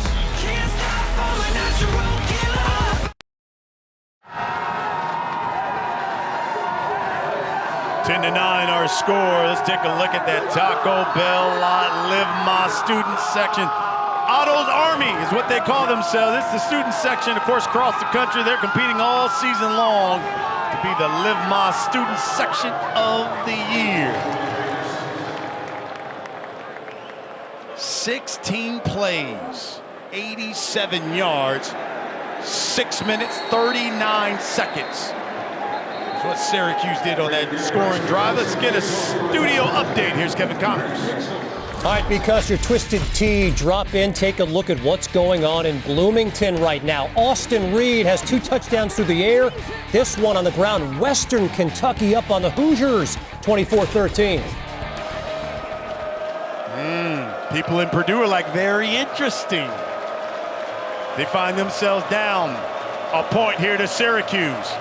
Aiden O'Connell, 2 of his last 8 through the air. Tyrone Tracy in the backfield. And they'll swing it out to him. Tracy. Maybe a yard. Jahad Carter swings him around and throws him down. That's not an easy tackle to make in space against Tyrone Tracy. Give Carter a lot of credit. They're trying to do all they can to get the football in the hands of Tracy and in space on the perimeter. Kind of been a tale of 2 halves here offensively, especially with Syracuse's last drive. Finally starting to catch up with that time of possession. O'Connell, look for Charlie Jones. He's going to keep it. Hey, who says that Aiden O'Connell doesn't have legs? Now listen, coach has said, I just need 2 or 3 scrambles a game. 1 or 2, like that's just it. give me 1 or 2. Yes. No, maybe he needs another one here on 3rd and short. Picked up 7 here. Now look, I'm not saying the man's got 4 or 5 speed. Look, I'm not saying he's got 4 or 7 speed. He knows he's not that athletic, but he still, in certain situations, has to take off and go. He did it on 2nd down. Absolutely. And it's getting loud in here. Purdue's going to take time out. Yeah, they're going to talk about it. Timeout. Purdue, the first of the half. It'll be 30 seconds. 30 seconds. Well, tonight on ESPN, our SEC college football lineup features Brian Kelly. You got LSU taking on Mississippi State. Comes your way at 6 Eastern. At 9 Eastern, got 13th ranked Miami taking on Texas A&M. Both games, they're available also on that ESPN app.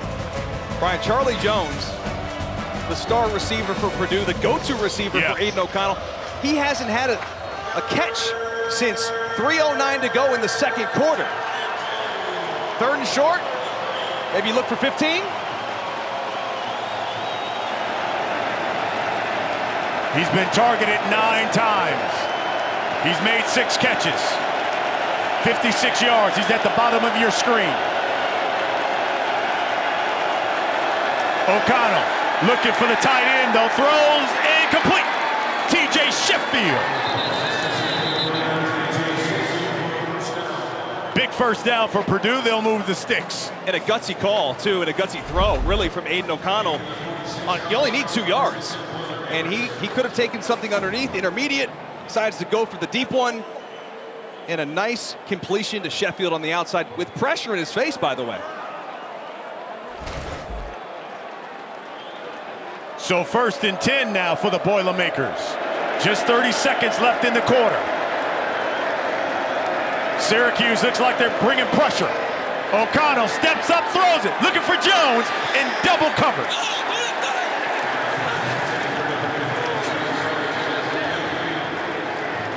And we've got a flag down. Do we have a roughing the passer? Personal foul. Defense number 54, roughing the passer. 15-yard penalty from the previous spot. Automatic first down. That may come back to bite you. That's a devastating penalty. Jatias Greer. Let's see. He comes off the edge.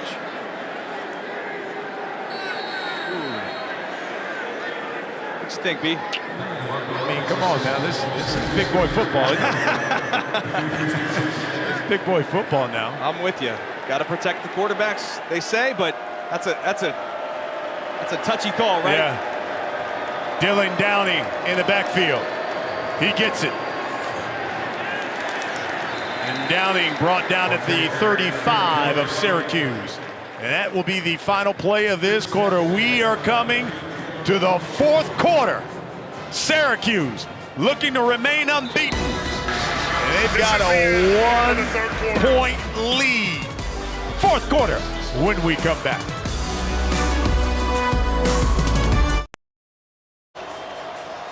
This is the ACC on ESPN. Fourth quarter. And it is Syracuse with a 1-point lead as we begin the fourth quarter. And they say it's loud here. Look at this guy. He's fighting it. He's fighting to stay awake. It's an early kickoff, too. No. Second down, 7. Maccabee. And O'Connell looking to change the play. 5 on the play clock. Maccabee picked up and driven back.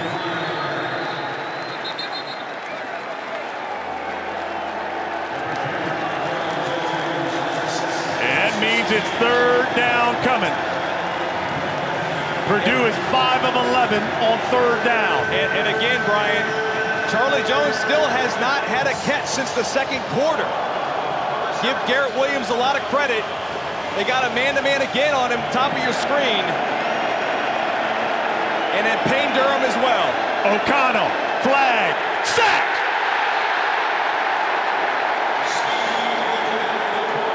Steve Litton came off the edge and gets the sack for Syracuse.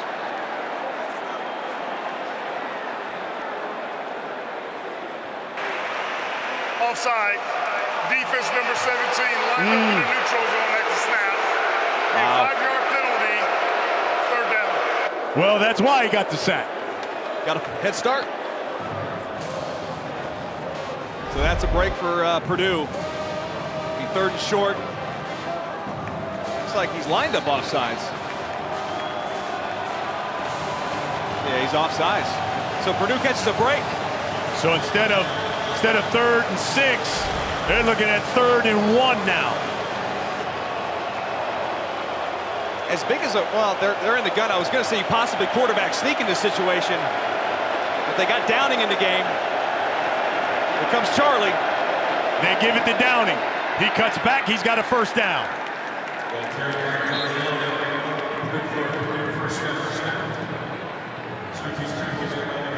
You see how big that play call Huge. turns out. Huge penalty. Right, there's been several game-changing types of penalties in this game. Certainly several in the first half, and now that one's to keep an eye on as well, because that was a huge sack for the Cuse defense that turns into a drive-sustaining penalty. Here's O'Connell looking to the outside, to the end zone. Incomplete. Deion Burks and Jihad Carter, and Carter won the battle. And you may say to yourself, is that pass interference because he didn't get his head around? You have to watch for contact, right? If you're not in position, do you make the contact with the receiver prior to the ball arriving? And I kind of think he does. I think they got away with one. Second down. O'Connell. That one's to Tracy, or Burks, excuse me. Makes the catch. He's down at the 24. Third down coming.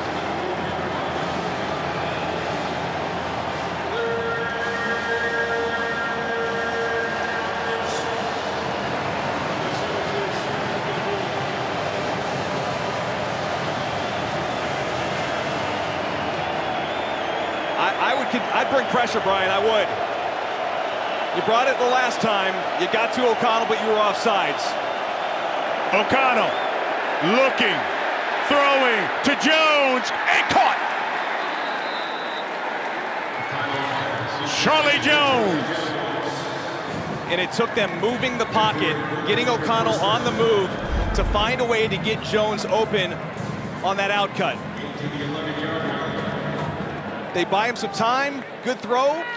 On the money. First catch for Jones since the second quarter. Gets away with maybe a little push off there, but I think it's a good no call.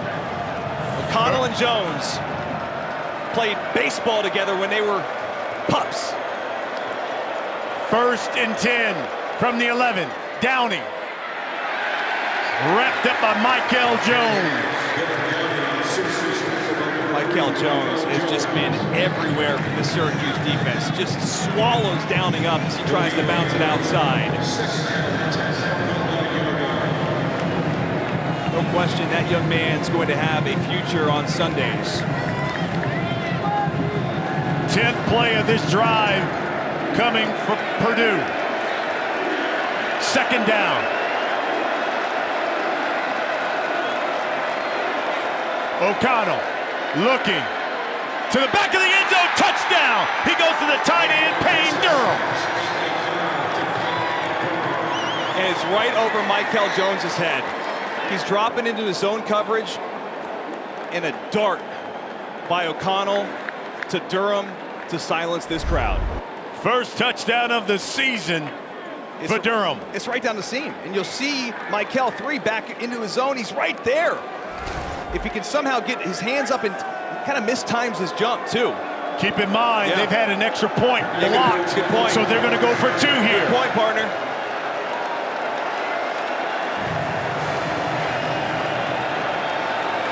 So the Boilermakers going for 2.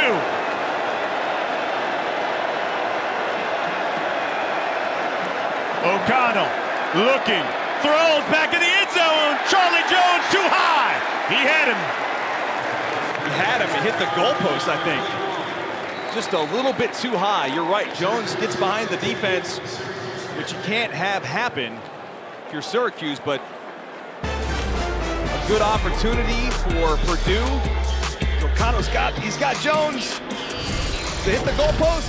It's close. Purdue back on top, 15-10.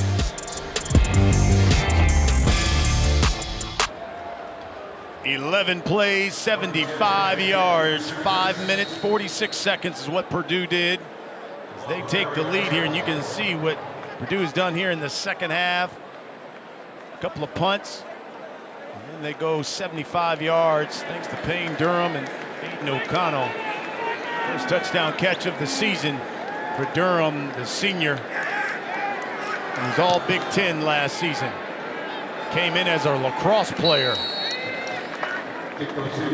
Let's get a studio update in my main man, Kevin Connors. All right, because Tanner Morgan and that Minnesota offense averaging 50 points per game through 2 games. Gophers trying to get to 3-0 on the season. They'll get Purdue in a couple of weeks. They get Colorado coming up here on ESPN2, bottom of the hour. Absolutely, they follow us.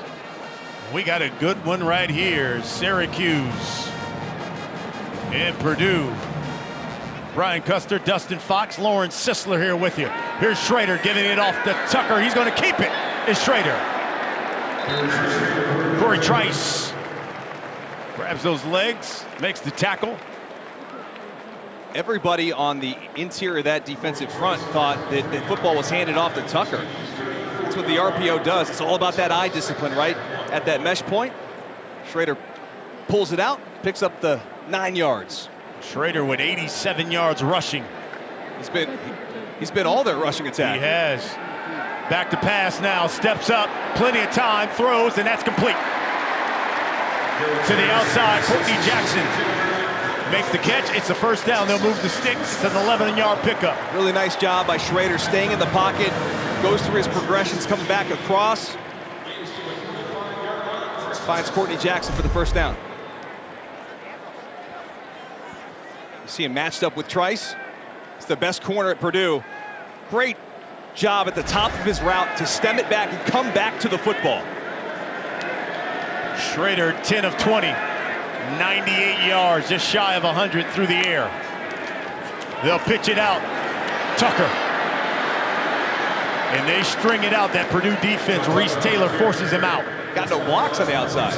When you try to do that long toss sweep, you got to block some guys in the secondary. There was 3 guys in Tucker's face before he could barely get back to the line of scrimmage.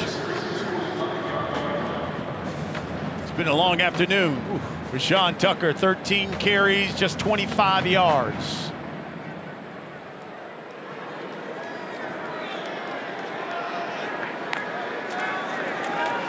He's got the football right now, cuts it back across midfield. And he turns nothing into something in a first down. Corey Trice again. Well, maybe that's something that gets him going.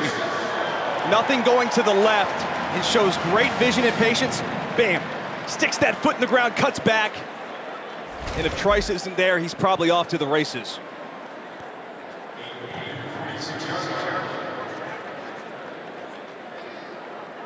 $34 yards rushing now for Tucker. He is 19 yards away from passing up the great Ernie Davis on the Syracuse all-time rushing list. Purdue's going to sub 5 guys in this play, and you hear the Syracuse fans arguing why they holding this up. Well, if you sub, you got to allow time for them to get their guys in. Here we go, here we go. And smartly, I think they get Tucker back in the game. It's 3rd and inches. Now they start that play clock. 3rd and 1. Heavy package. Tucker. Grab. He's short. It's going to be close. I'm staring right down the line from my vantage point, Brian, and he is just short. Half of the a yard? line. Yeah, about a half a yard. Branson Dean is the first to meet him. You know, I love quarterback sneaks in this situation, especially with a quarterback like Schrader. Big kid, physical. Another big play, 4th and 1. Schrader. They're going to throw it. He's got a man wide open. Gadsden. Inside the 10. Touchdown, Syracuse.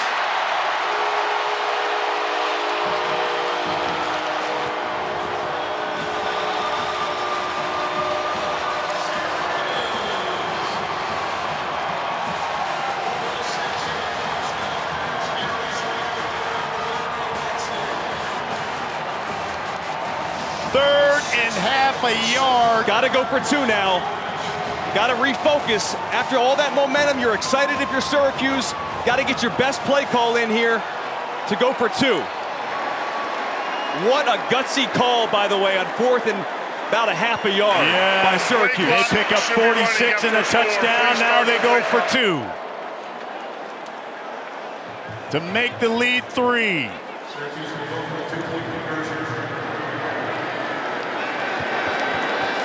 Tucker in motion.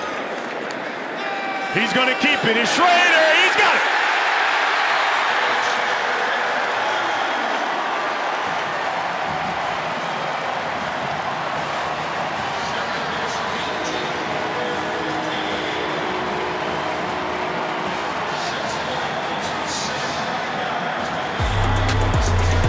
Third down and half a yard. They get 46 in the touchdown. They're trying to get Tucker in the flat, and Gadsden just sneaks out the backside. Gets a great block down the field from Alford, and then Gadsden does the rest. Takes it to the house. Schrader gives him the 2, 18-15. Cuse.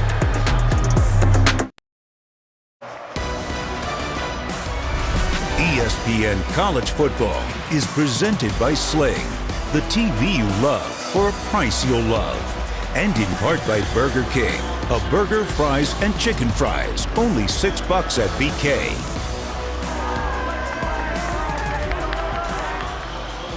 You know, in the first half, it was like a baseball game. All of a sudden, we got a football game that's busted out here in the second half. Last 3 drives, 3 touchdowns. 2 of them by Syracuse, 1 by Purdue.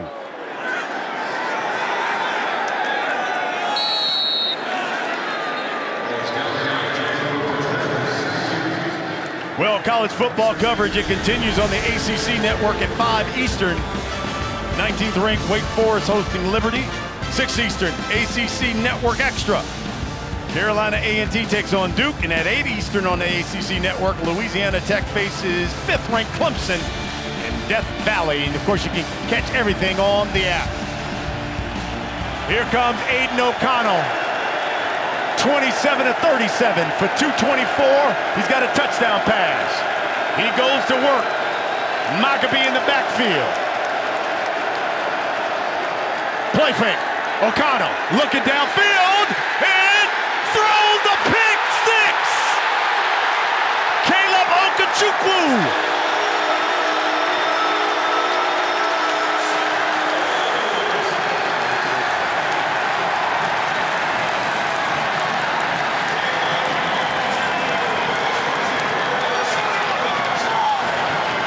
They were trying to get Charlie Jones on the outside on a double move. He was bracketed by Justin Barron and Garrett Williams, and then the pressure just got home. Very unlike O'Connell to hold on to the football for that long, but he was staring down his one guy, and Caleb comes up with the play. First turnover of the game is a doozy. We talked about it, partner. The first turnover could be the deciding factor in this ballgame. Going into this game, both of these offenses had not turned the football over. O'Connell and Purdue does it, and the result is a pick six. And for Okechukwu, his first career interception, and he gets himself a touchdown. So the mob leader, the leader of the mob. We talked to him before the game. He says, I'm the president. He did say that. And the first pick of the season for O'Connell. Yeah, up top, they're just trying to get the football to Charlie Jones, and the pressure is too much. Jatius Greer applied that pressure. Okechukwu has got a lot to talk about on his podcast this coming week.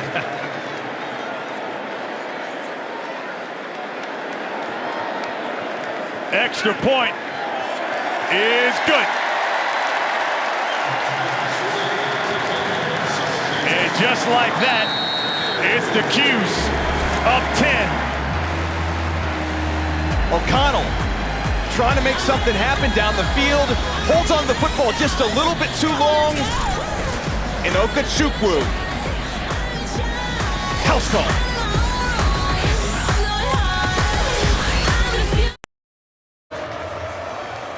You're watching ESPN College Football presented by Sling TV.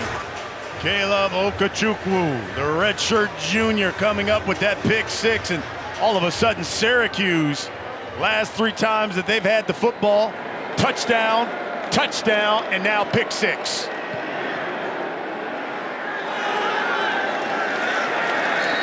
Down to the field, and Lauren Sisler.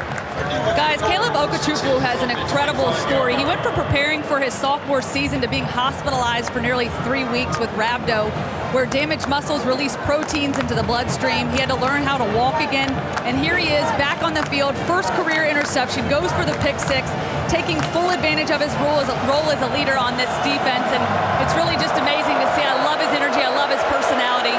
He's a special young man. Yeah, he is. First and 10 for Purdue. O'Connell over the middle, and that's complete. The Paul Paferi, the tight end, makes the catch. And the one thing you know about Purdue and Aiden O'Connell, they're never out of a game. They've got weapons. O'Connell's got the arm, and they've got the ability to go up tempo, which they have to do, and they're going to do with 8 minutes to go in this ball game. Here's O'Connell again to the outside, and again to the tight end. This one, the Payne. Durham makes the catch, but short of a first down. Third down coming. This would be such a huge stop for the Orange. With 7 minutes, 21 seconds to go in the ball game. That pick six the defense came up with. Their first defensive touchdown in 2 years. O'Connell over the middle, again to the tight end, and Durham. Brought down at the 45. Marlo Wax makes the stop, but it's a 14-yard pickup. Payne Durham has been so impressive in this game. Concerted effort to get him the football. Really good down the seam, great over the middle. Where's that 87? It reminds me a lot of Rob Gronkowski. O'Connell again. He's going down field. He's got Charlie Jones. Charlie Jones has got a touchdown.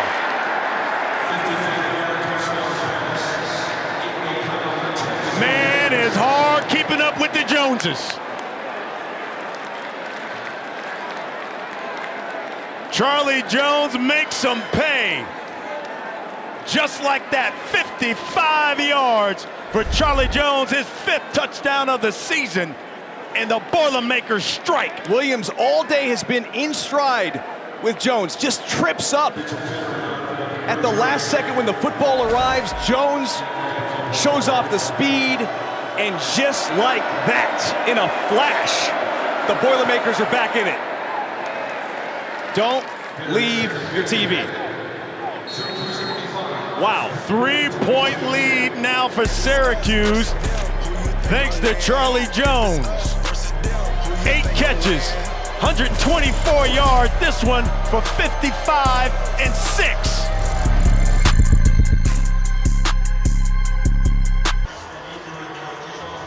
We've had touchdowns in our last 5 possessions. In fact, we've just seen 5 touchdowns scored here in the last 10 minutes. It was a baseball game in the first half. Yeah. And then all of a sudden, just explosive plays. And boy, do we have ourselves a ball game. Uh-oh. That's a mistake right there. Yeah, it's going to cost them.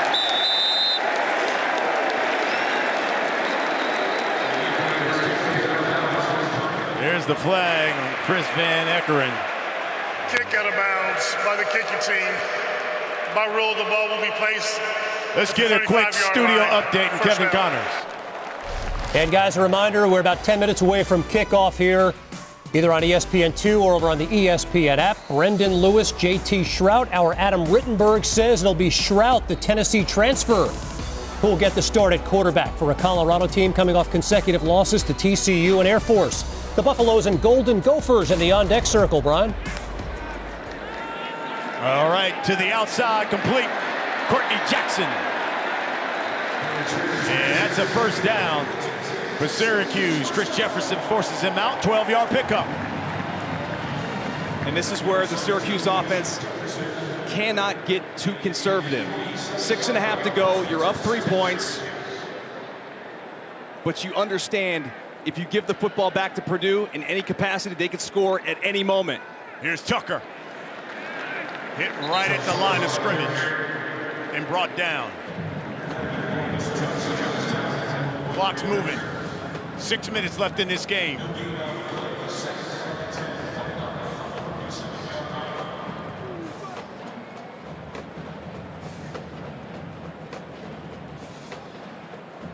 There's the new offensive coordinator, Robert Anai, comes over from Virginia.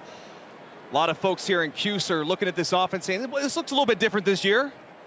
Yes, it does. Schrader flushed. He'll keep it and brought down. Good play by Cam Allen.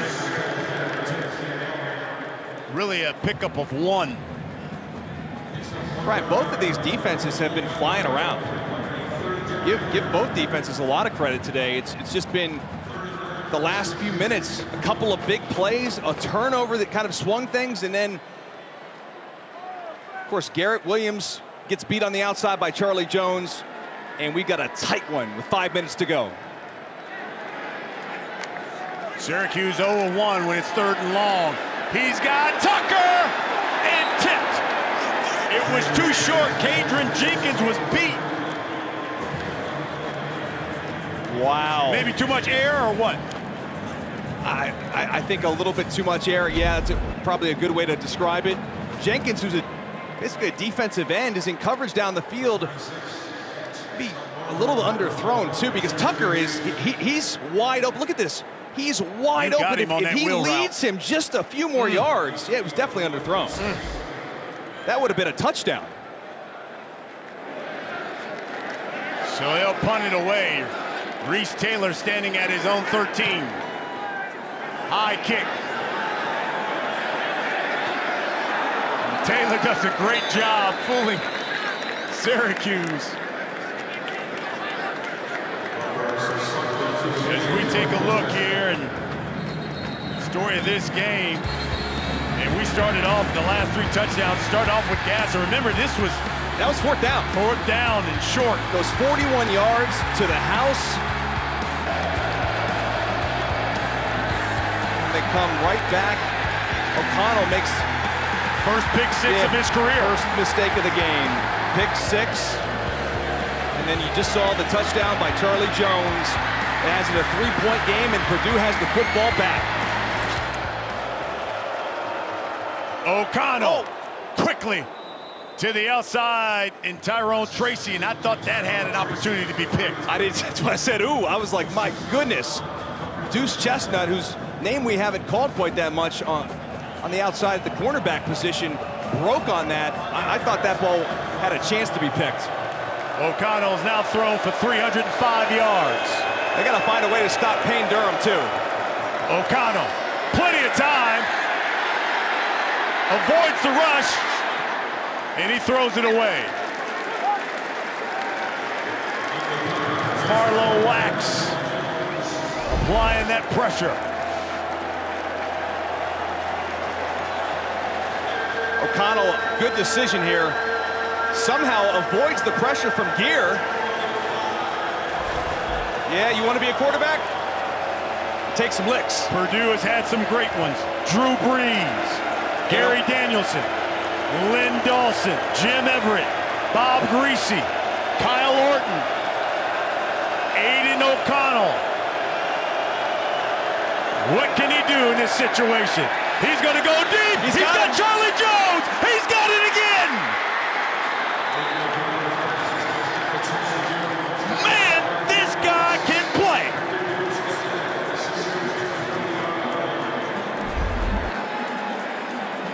How do you let Charlie Jones get behind the defense again? Great protection up front. Getting the matchup with Williams on the outside. O'Connell, you give him time to step into a throw, he's going to deliver it. And I'll tell you one thing, Brian, I've been impressed with is Jones' speed. People say he's deceptively fast. I would say no, he's just fast. O'Connell to Mockabee. Avoids one tackle. Well, no, he's tripped up there by Wax. Great second effort by Marlowe Wax. Comes up, he makes the hit. And Mockabee bounces off of him. And Wax doesn't give up on the play. Slight loss on the play. Charlie Jones has got 175 yards receiving. O'Connell is now thrown for 356. Here's O'Connell. Too high and to the outside, incomplete. Dangerous throw by O'Connell. One of the first times all day Syracuse has dropped into a cover 2 zone, and Deuce Chestnut just drops into that flat. He's got a little help over top from Jihad Carter. Nearly picked off by Deuce Chestnut.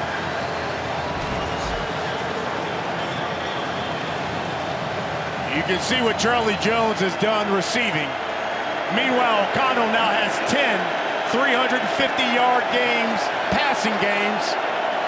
Only Drew Brees has more with 12. He's going to the outside for Jones. Incomplete. That's just great coverage on the outside by Garrett Williams. Perfectly covered play by Williams. He gets his head around just in time. And this is the matchup we've talked about all day. 8 versus 15. Look at this. You can have a little contact there. He gets his head around.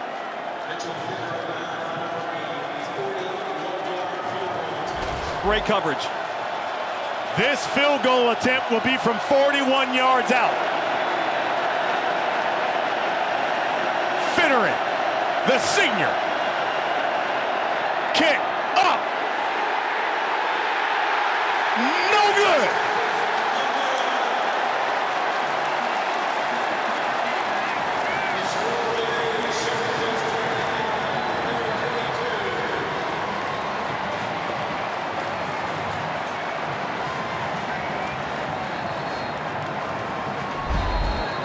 One of the best kickers Purdue has ever had. Misses from 41 yards out. Wow.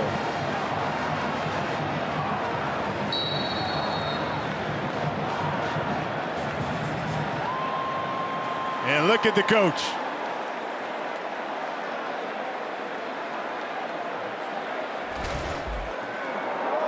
He's excited, but he knows it's not over yet. Still right. a little work to do. 2:53 left in this game. 3 timeouts for the Qs. And Schrader sacked. Branson Dean first to wrap him up. Purdue's got to find a way to get a stop here. Now remember, they used one of their timeouts earlier. Just 2 left. So they just have 2 left. Timeout is called. Timeout. Purdue. Gives us the opportunity to remind you the next UFC fight night. It's tonight from the Apex in Vegas. We've got a bantamweight main event. 14-4, Corey Sanhagen. He faces 24-year-old rising star Song Yadong. Prelims start 4 Eastern, 1 Pacific. Main card at 7 Eastern, all on ESPN+. To the studio and an update, Kevin Connors. And Brian, we want to let you know you can see Mo Ibrahim and the Minnesota Golden Gophers. What a bounce-back year it's been for him after the Achilles injury a season ago. Over 400 yards rushing through 2 games. The Golden Gophers and Colorado Buffaloes will kick off over on ESPN2. You'll see that game in full after we finish Inside the Dome. Well, you know, Coach Brom said this is a game that will tell us where we are. Yeah. And even I think for both programs. Yeah, Coach really. Baber said, hey, it's a litmus test for us as well. What a football game this has turned out to be. 2nd and 15. Schrader looking to the outside. Incomplete. Trice with the coverage on the outside. This is beautiful coverage. Trice, who's playing at a probably about 80%. Coming off that torn ACL a season ago. You can see him. Physical corner. Hey, the good thing about that incomplete, stops the clock. You don't have to use your timeout. Yeah, they used their one after the sack, and now, of course, a huge 3rd down coming up here. Syracuse trying to beat a Big Ten team for the first time since they knocked off Minnesota. That was back in 2013.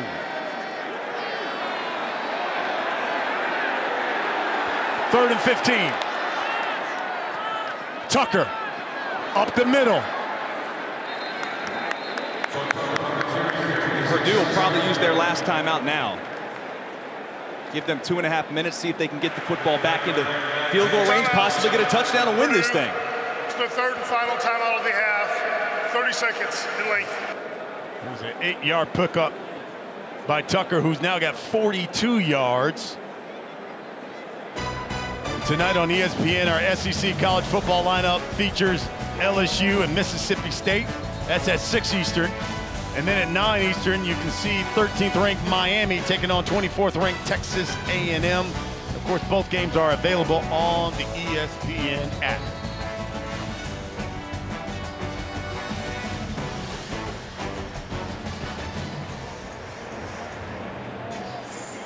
So Charlie Jones and Purdue will get this football back.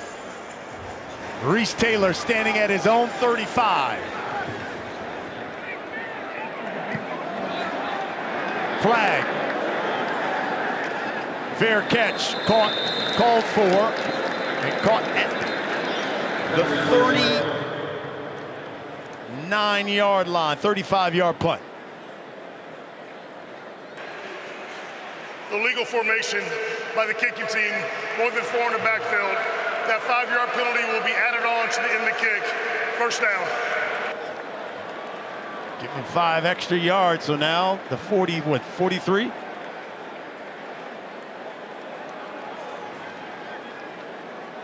Well, you said that connection goes way back, all the way childhood. to their Pop Warner days of playing youth football and baseball together. And it was O'Connell who convinced Coach Brom say, listen, we got to get Charlie Jones when he entered that portal. He said, that's my homie. You got to bring him here. And he left Iowa and came here to Purdue. 1st and 10. From their own 44. And a flag. False start. False start. Offense number 74. 5-yard penalty. First down. That's one of the things here at the Loud House they do is they track the false starts that they can create as a crowd. They get excited about it. And that's a big one there.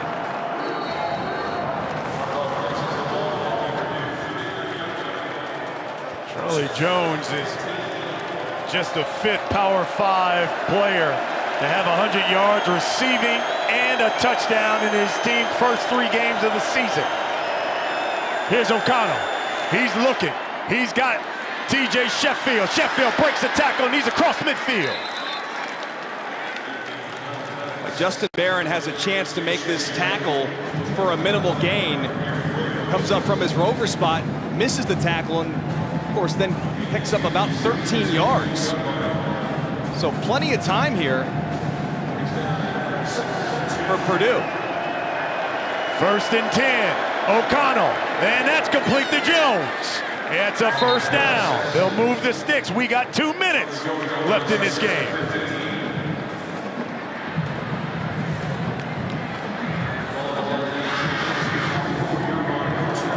No timeouts for Purdue. O'Connell again under pressure, throwing to the outside. Incomplete. Great pressure by Michael Jones up the middle, Brian. And it was just enough to force the throw to be a little off on the outside, trying to find Sheffield. And there's Deuce Chestnut, the playmaker on the outside. Pressure right here in the middle. A free rusher. Doesn't get home, but I think just enough he felt it. Ball a little bit overthrown. 2nd and 10. From the Syracuse 44. O'Connell again throws incomplete. Deion Burks looking for a call. Deuce Chestnut again on the coverage. I'll tell you, Brian, I've been so impressed with not just the corners of Syracuse, but also Purdue. You may have 4 corners in this game that play at the next level.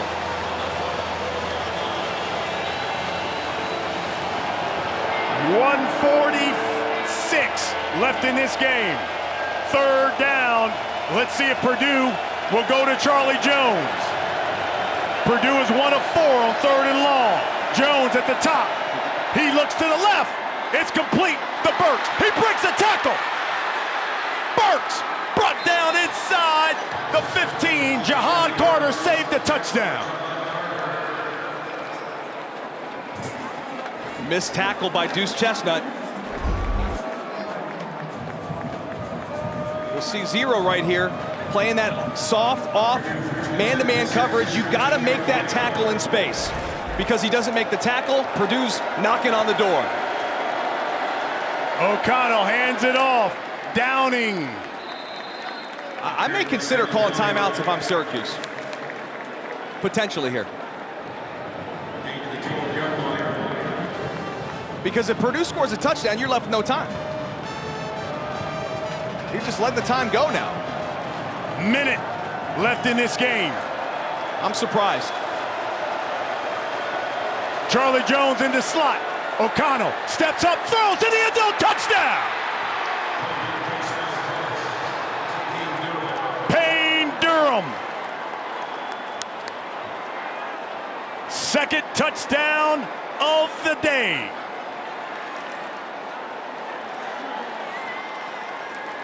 This is too easy. O'Connell to Durham again. Hey, I'll tell you what.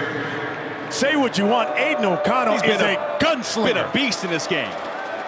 Absolute beast. How about Payne Durham? Dude only played 1 year of high school football. Was a lacrosse player, as you talked about earlier. Could you imagine seeing that dude on the lacrosse field? My goodness. Flag is thrown. Extracurricular here, a little pushing and shoving.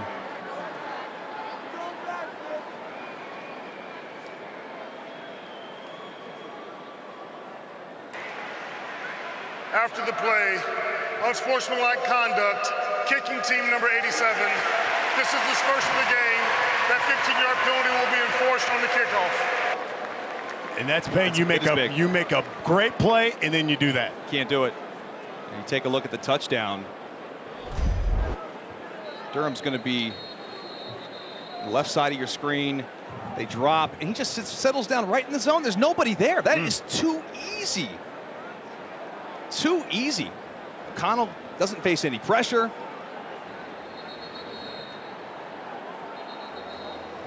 And here's the unsportsmanlike.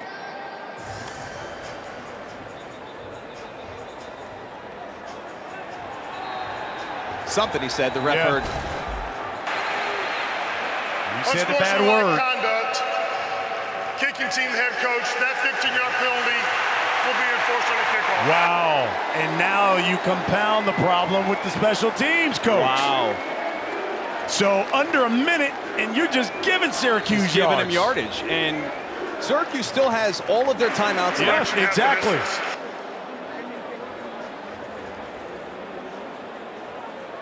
Meanwhile, Aiden O'Connell's now thrown for 415, and I said it earlier, he's now got 10 games where he's thrown for 350 yards or more. Only Drew Brees has more with 12. We had 12 points combined in the first half. We've got 35 in the fourth quarter, B. Unbelievable.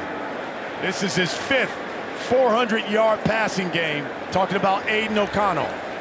There's a look at Payne Durham, who we talked about. Kid from Georgia.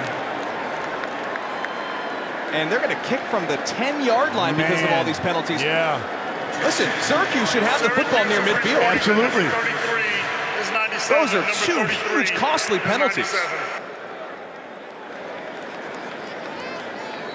The receivers are lined up at the 30-yard line. They're at their own 30. You set up a return, absolutely you should be at the midfield.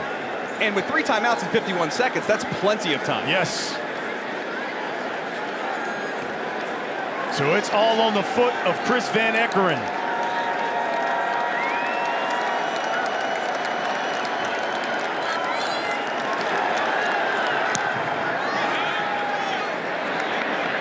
Courtney Jackson from his own 25. Cross the 40. 45. And at midfield. Forced out of bounds. There we go, midfield. 45 seconds to go, 50 yards. Garrett Schrader, the transfer from Mississippi State, with his time to shine. Got all your timeouts in your pocket. We know he can scramble. He's thrown for 156 and 2 touchdowns. What's even more impressive is the 17 carries for 83. Yeah, exactly.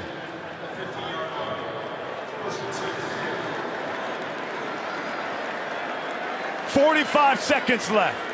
3 timeouts for Syracuse. Schrader looking, throws, across the middle, broken up. Nearly intercepted. Jefferson had it in his hands and just couldn't catch it. Dangerous throw by Schrader into double coverage. Cam Allen was there too, number 10. He comes up, but it's thrown right behind Gatson. Poorly thrown football. Should have been the game. 40 seconds left in this one. 2nd and 10 from midfield. Here's Schrader looking to the outside, knocked away. Corey Trice.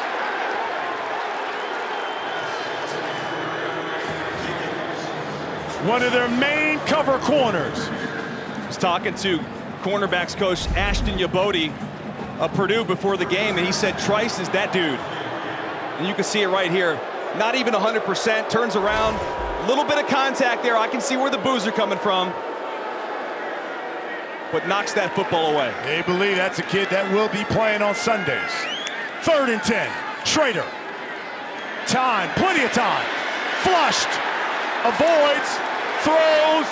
Incomplete. You got a flag down here at the 30-yard line. They're going to call a hold, defensive hold on Purdue. And that's costly. It was going to be 4th and 10. Automatic first down. Holding, defense number 23. 10-yard penalty for the previous spot. Automatic first down. So Trice comes up with a big play and then follows up with a penalty. If you're a Syracuse fan, there's your redemption, right? From the PI to a hold in the next play. Or the no-call PI. So they got life. That is the 10th penalty for Purdue. 99 yards and penalty. Here's Schrader, flushed. Nearly sacked. And he gets it away. Chris Jefferson applies the pressure. Now we got to look at the clock, Brian. The ball made the line of gain. 22 seconds left. You know, these plays, they're trying to get the ball down the field, but it's taking a lot of time. I mean, you ran 3 plays, 23 seconds off the clock. And you moved 10 yards.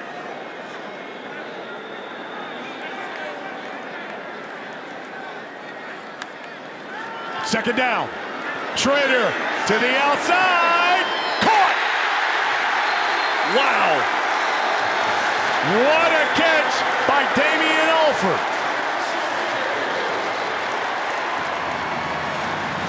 The 6'6" sophomore. 24-yard pickup. The ruling on the field. Gets behind the zone. Is under further review. Take another look at that one.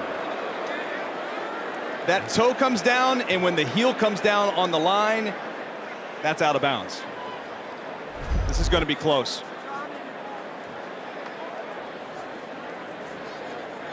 Watch that left foot. Toe, heel.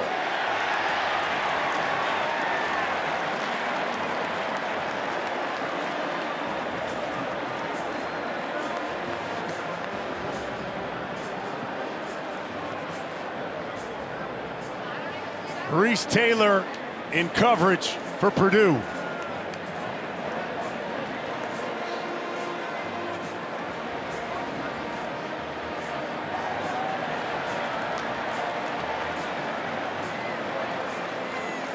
After review, the ruling on the field has been reversed to an incomplete pass.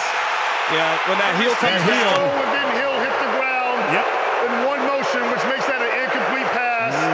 It'll be 3rd down from the 40-yard line. It's different than the toe drag swag, right? You get that one toe and it's different. Yeah. When the foot comes down and then the heel in that same motion hits the out of bounds line, yeah, they're not happy with it. Well, listen, they say this is a game of inches. You saw it right there.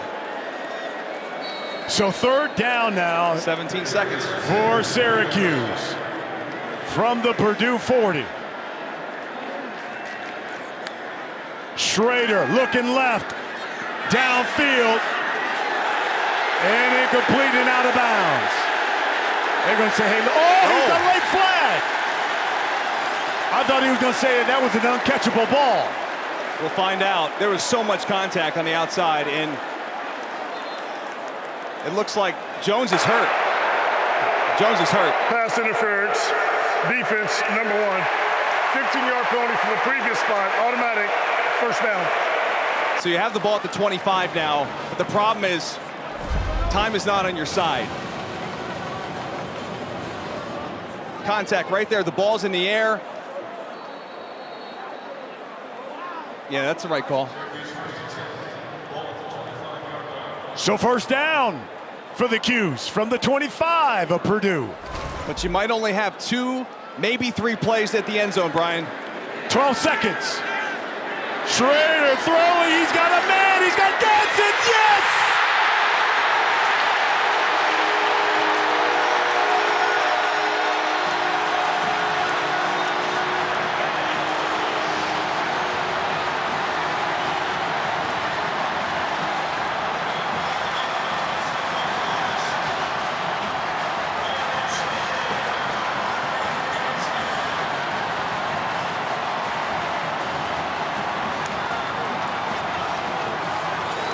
I don't know about you, but I love college football. If you don't love college football, right now, you don't have a pulse. You're right. Here comes the extra point. They're going to throw a flag. It is good. Timeout prior to the kick. Prior to the snap, we have a timeout called by Syracuse. That's their first of the half, 30 seconds in length. We have a timeout call prior to the kick. Well, how about Garrett Schrader and Rondé Gatson? Takes a shot up the middle from Humpick and then just finds Gatson on the corner route. Bryce Hampton, the safety, who's filling in. Remember, Jalen Graham is not playing in this game. That's the position that Graham would typically be playing. He's the best player on their defense, and you got a backup out there trying to match up with a big tight end. 2 touchdown catches for Rondé Gatson. He said, I'm doing it like my daddy. Of course, his father played in the NFL for the Dolphins.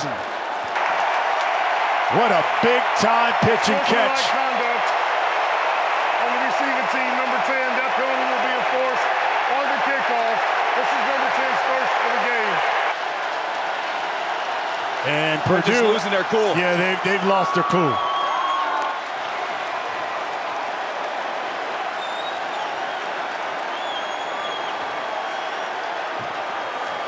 What a second half we've had here in Syracuse.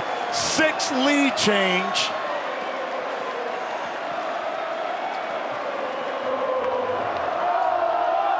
Could this be a signature win for Dino Babers? Hey, listen, they're looking to go 3-0 for the first time since 2018.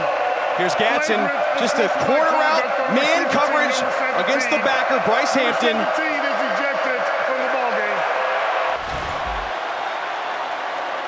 It's zero coverage. You got no middle field help. So he's playing that inside leverage, and you run the perfect route against the perfect coverage. Chris Jefferson of Purdue has been ejected. We talked about it. It looks like some members of the Boilermakers have certainly lost their cool because of the calls. I think people may be shocked to know that it was 9-3 Purdue at the half. I mean, it was 9-3 Purdue at the half. 41, about to be 42 points in the fourth quarter alone. Unbelievable. Unbelievable. This place is rocking. Yes, it is. You can see why they call it the Loud House.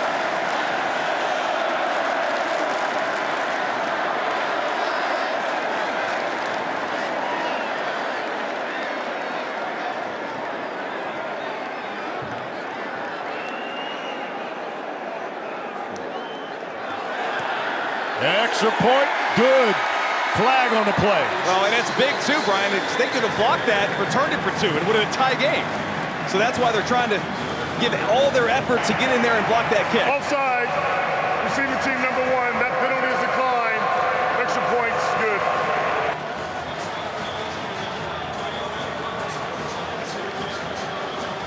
Going back and take one more look at that touchdown. Bryce Hampton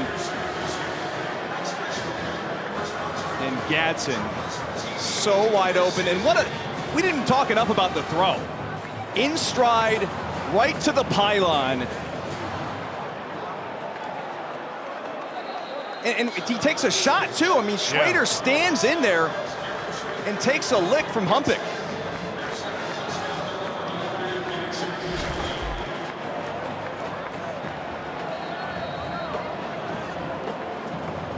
What a game. And let's not forget about the Payne Durham touchdown catch and then the 2 penalties that came right after it. Those were huge. Huge call. Now, Brian, game's not over. 7 seconds. Hey, let me tell you something. This game's been wild enough. If they kick it and Purdue runs this thing back. No. You squib kick this thing. I'm going to say. You squib kick this thing right now. If they actually kick this thing off the Purdue, unbelievable. As we take a look at the score by quarters, and I mean, it's just been bonkers here in the fourth quarter. I mean, 42 points, and wow, the Cuse is on the verge of, for the first time, scoring a go-ahead touchdown the final 10 seconds of regulation since 2013. when they knocked off Boston College. Syracuse is reporting 33, we placed 98. Look where they're kicking off from.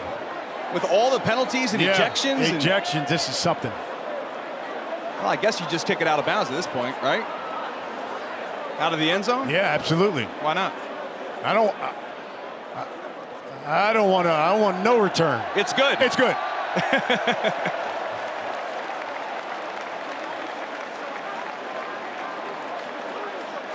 Okay, Mr. Cornerback. Yes, sir. Defensively, you just put everybody where? At the 40, the 50, midfield? Or? Yeah, you're going to back up 4 guys, maybe 3 guys, as deep as you can, probably across the 40-yard line or midfield, like you say, maybe even a little deeper.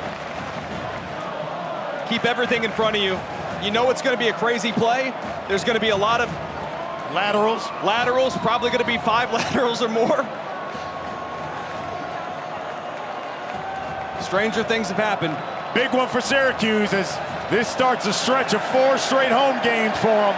They got to back up.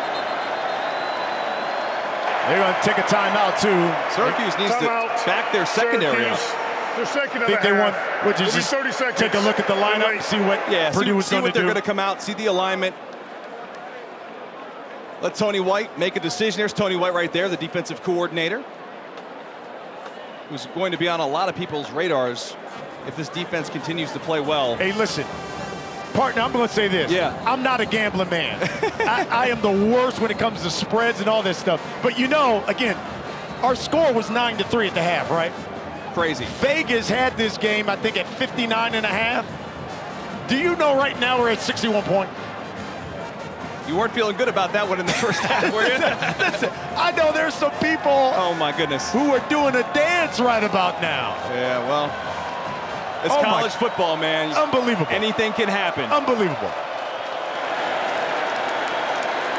1st and 10. O'Connell throws. Jones laterals. Sheffield. Nowhere to go.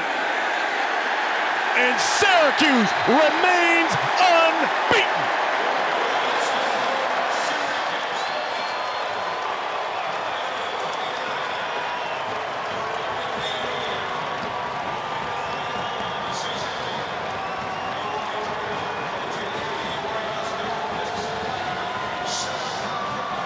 As Coach Babers and Brom exchange pleasantries, and Syracuse 3-0. First time since 2018. Remember that season they started 4-0. They ended the season at 10-3, won a bowl game that season as well. Purdue will go to 1-2 now on the season, and boy, you look at theirs. They take a heartbreaker to Penn State where they didn't close it out, and then this one. They could easily be 3-0 too. Yes. That close. Absolutely. What a game by Charlie Jones. So many great plays and great players, my goodness. And the funny thing about this is Purdue, they scored 32 points and they got relatively nothing from their best player, Sean Tucker. But at Purdue, Syracuse gets 22 points in the 4th quarter and a victory. And their head coach, Dino Babers, he's with our Lauren Sisler. Lauren? Standing by with Coach Babers. You guys come out with the win, 32-29. What kind of statement is this for your football team? I thought it was a fantastic statement for the team, but I want to take my hat off. Coach Brom's guys played great. I expect nothing but good things from that team. That's going to be a team that has a big-time winning record when this is all said and done. But I can't say enough about the fans and the crowd. A 9 o'clock start, and I lost my voice because they were doggone loud in here. And proud of the guys, proud of the team, proud of the community. You guys were down 9-3 at the half. You said there's a chance you got to come out and perform well. What did you see from your football team in the second half to solidify this one? Just relentless determination. I mean, even at halftime, the looks in their eyes, I wouldn't want to tell those people they couldn't get what the heck they wanted. They were locked in at halftime. They came back out here. We scored on defense. Anytime you score on defense and you block a kick during a football game, ask the analytical guys what the numbers are that you're going to lose that game. So I'm proud that analytics works and that we came out on the top end of it. Describe what you saw from your quarterback out there, how he responded and was able to carry the team there late in the game. You know, sometimes you don't have your best stuff as a pitcher, but you just find a way to get guys out, and that's Garrett Schrader. I mean, he may not have had all his best stuff today, but his leadership, his feet, and his tenacity and his will to win carried us on. Thanks so much, Coach. Congratulations. Thank you so much. You guys have a nice day. Thank you. Well, Coach Babers and Syracuse certainly going to have themselves a nice day as they remain unbeaten. That's going to do it from Syracuse. The Orange get the victory over Purdue, 32-29. Now for Lauren Sisler, Dustin Fox, and our entire ESPN crew, I'm Brian Custer. Thanks for joining us. College football continues next. Colorado, Minnesota. So let's send you to Huntington Bank Stadium.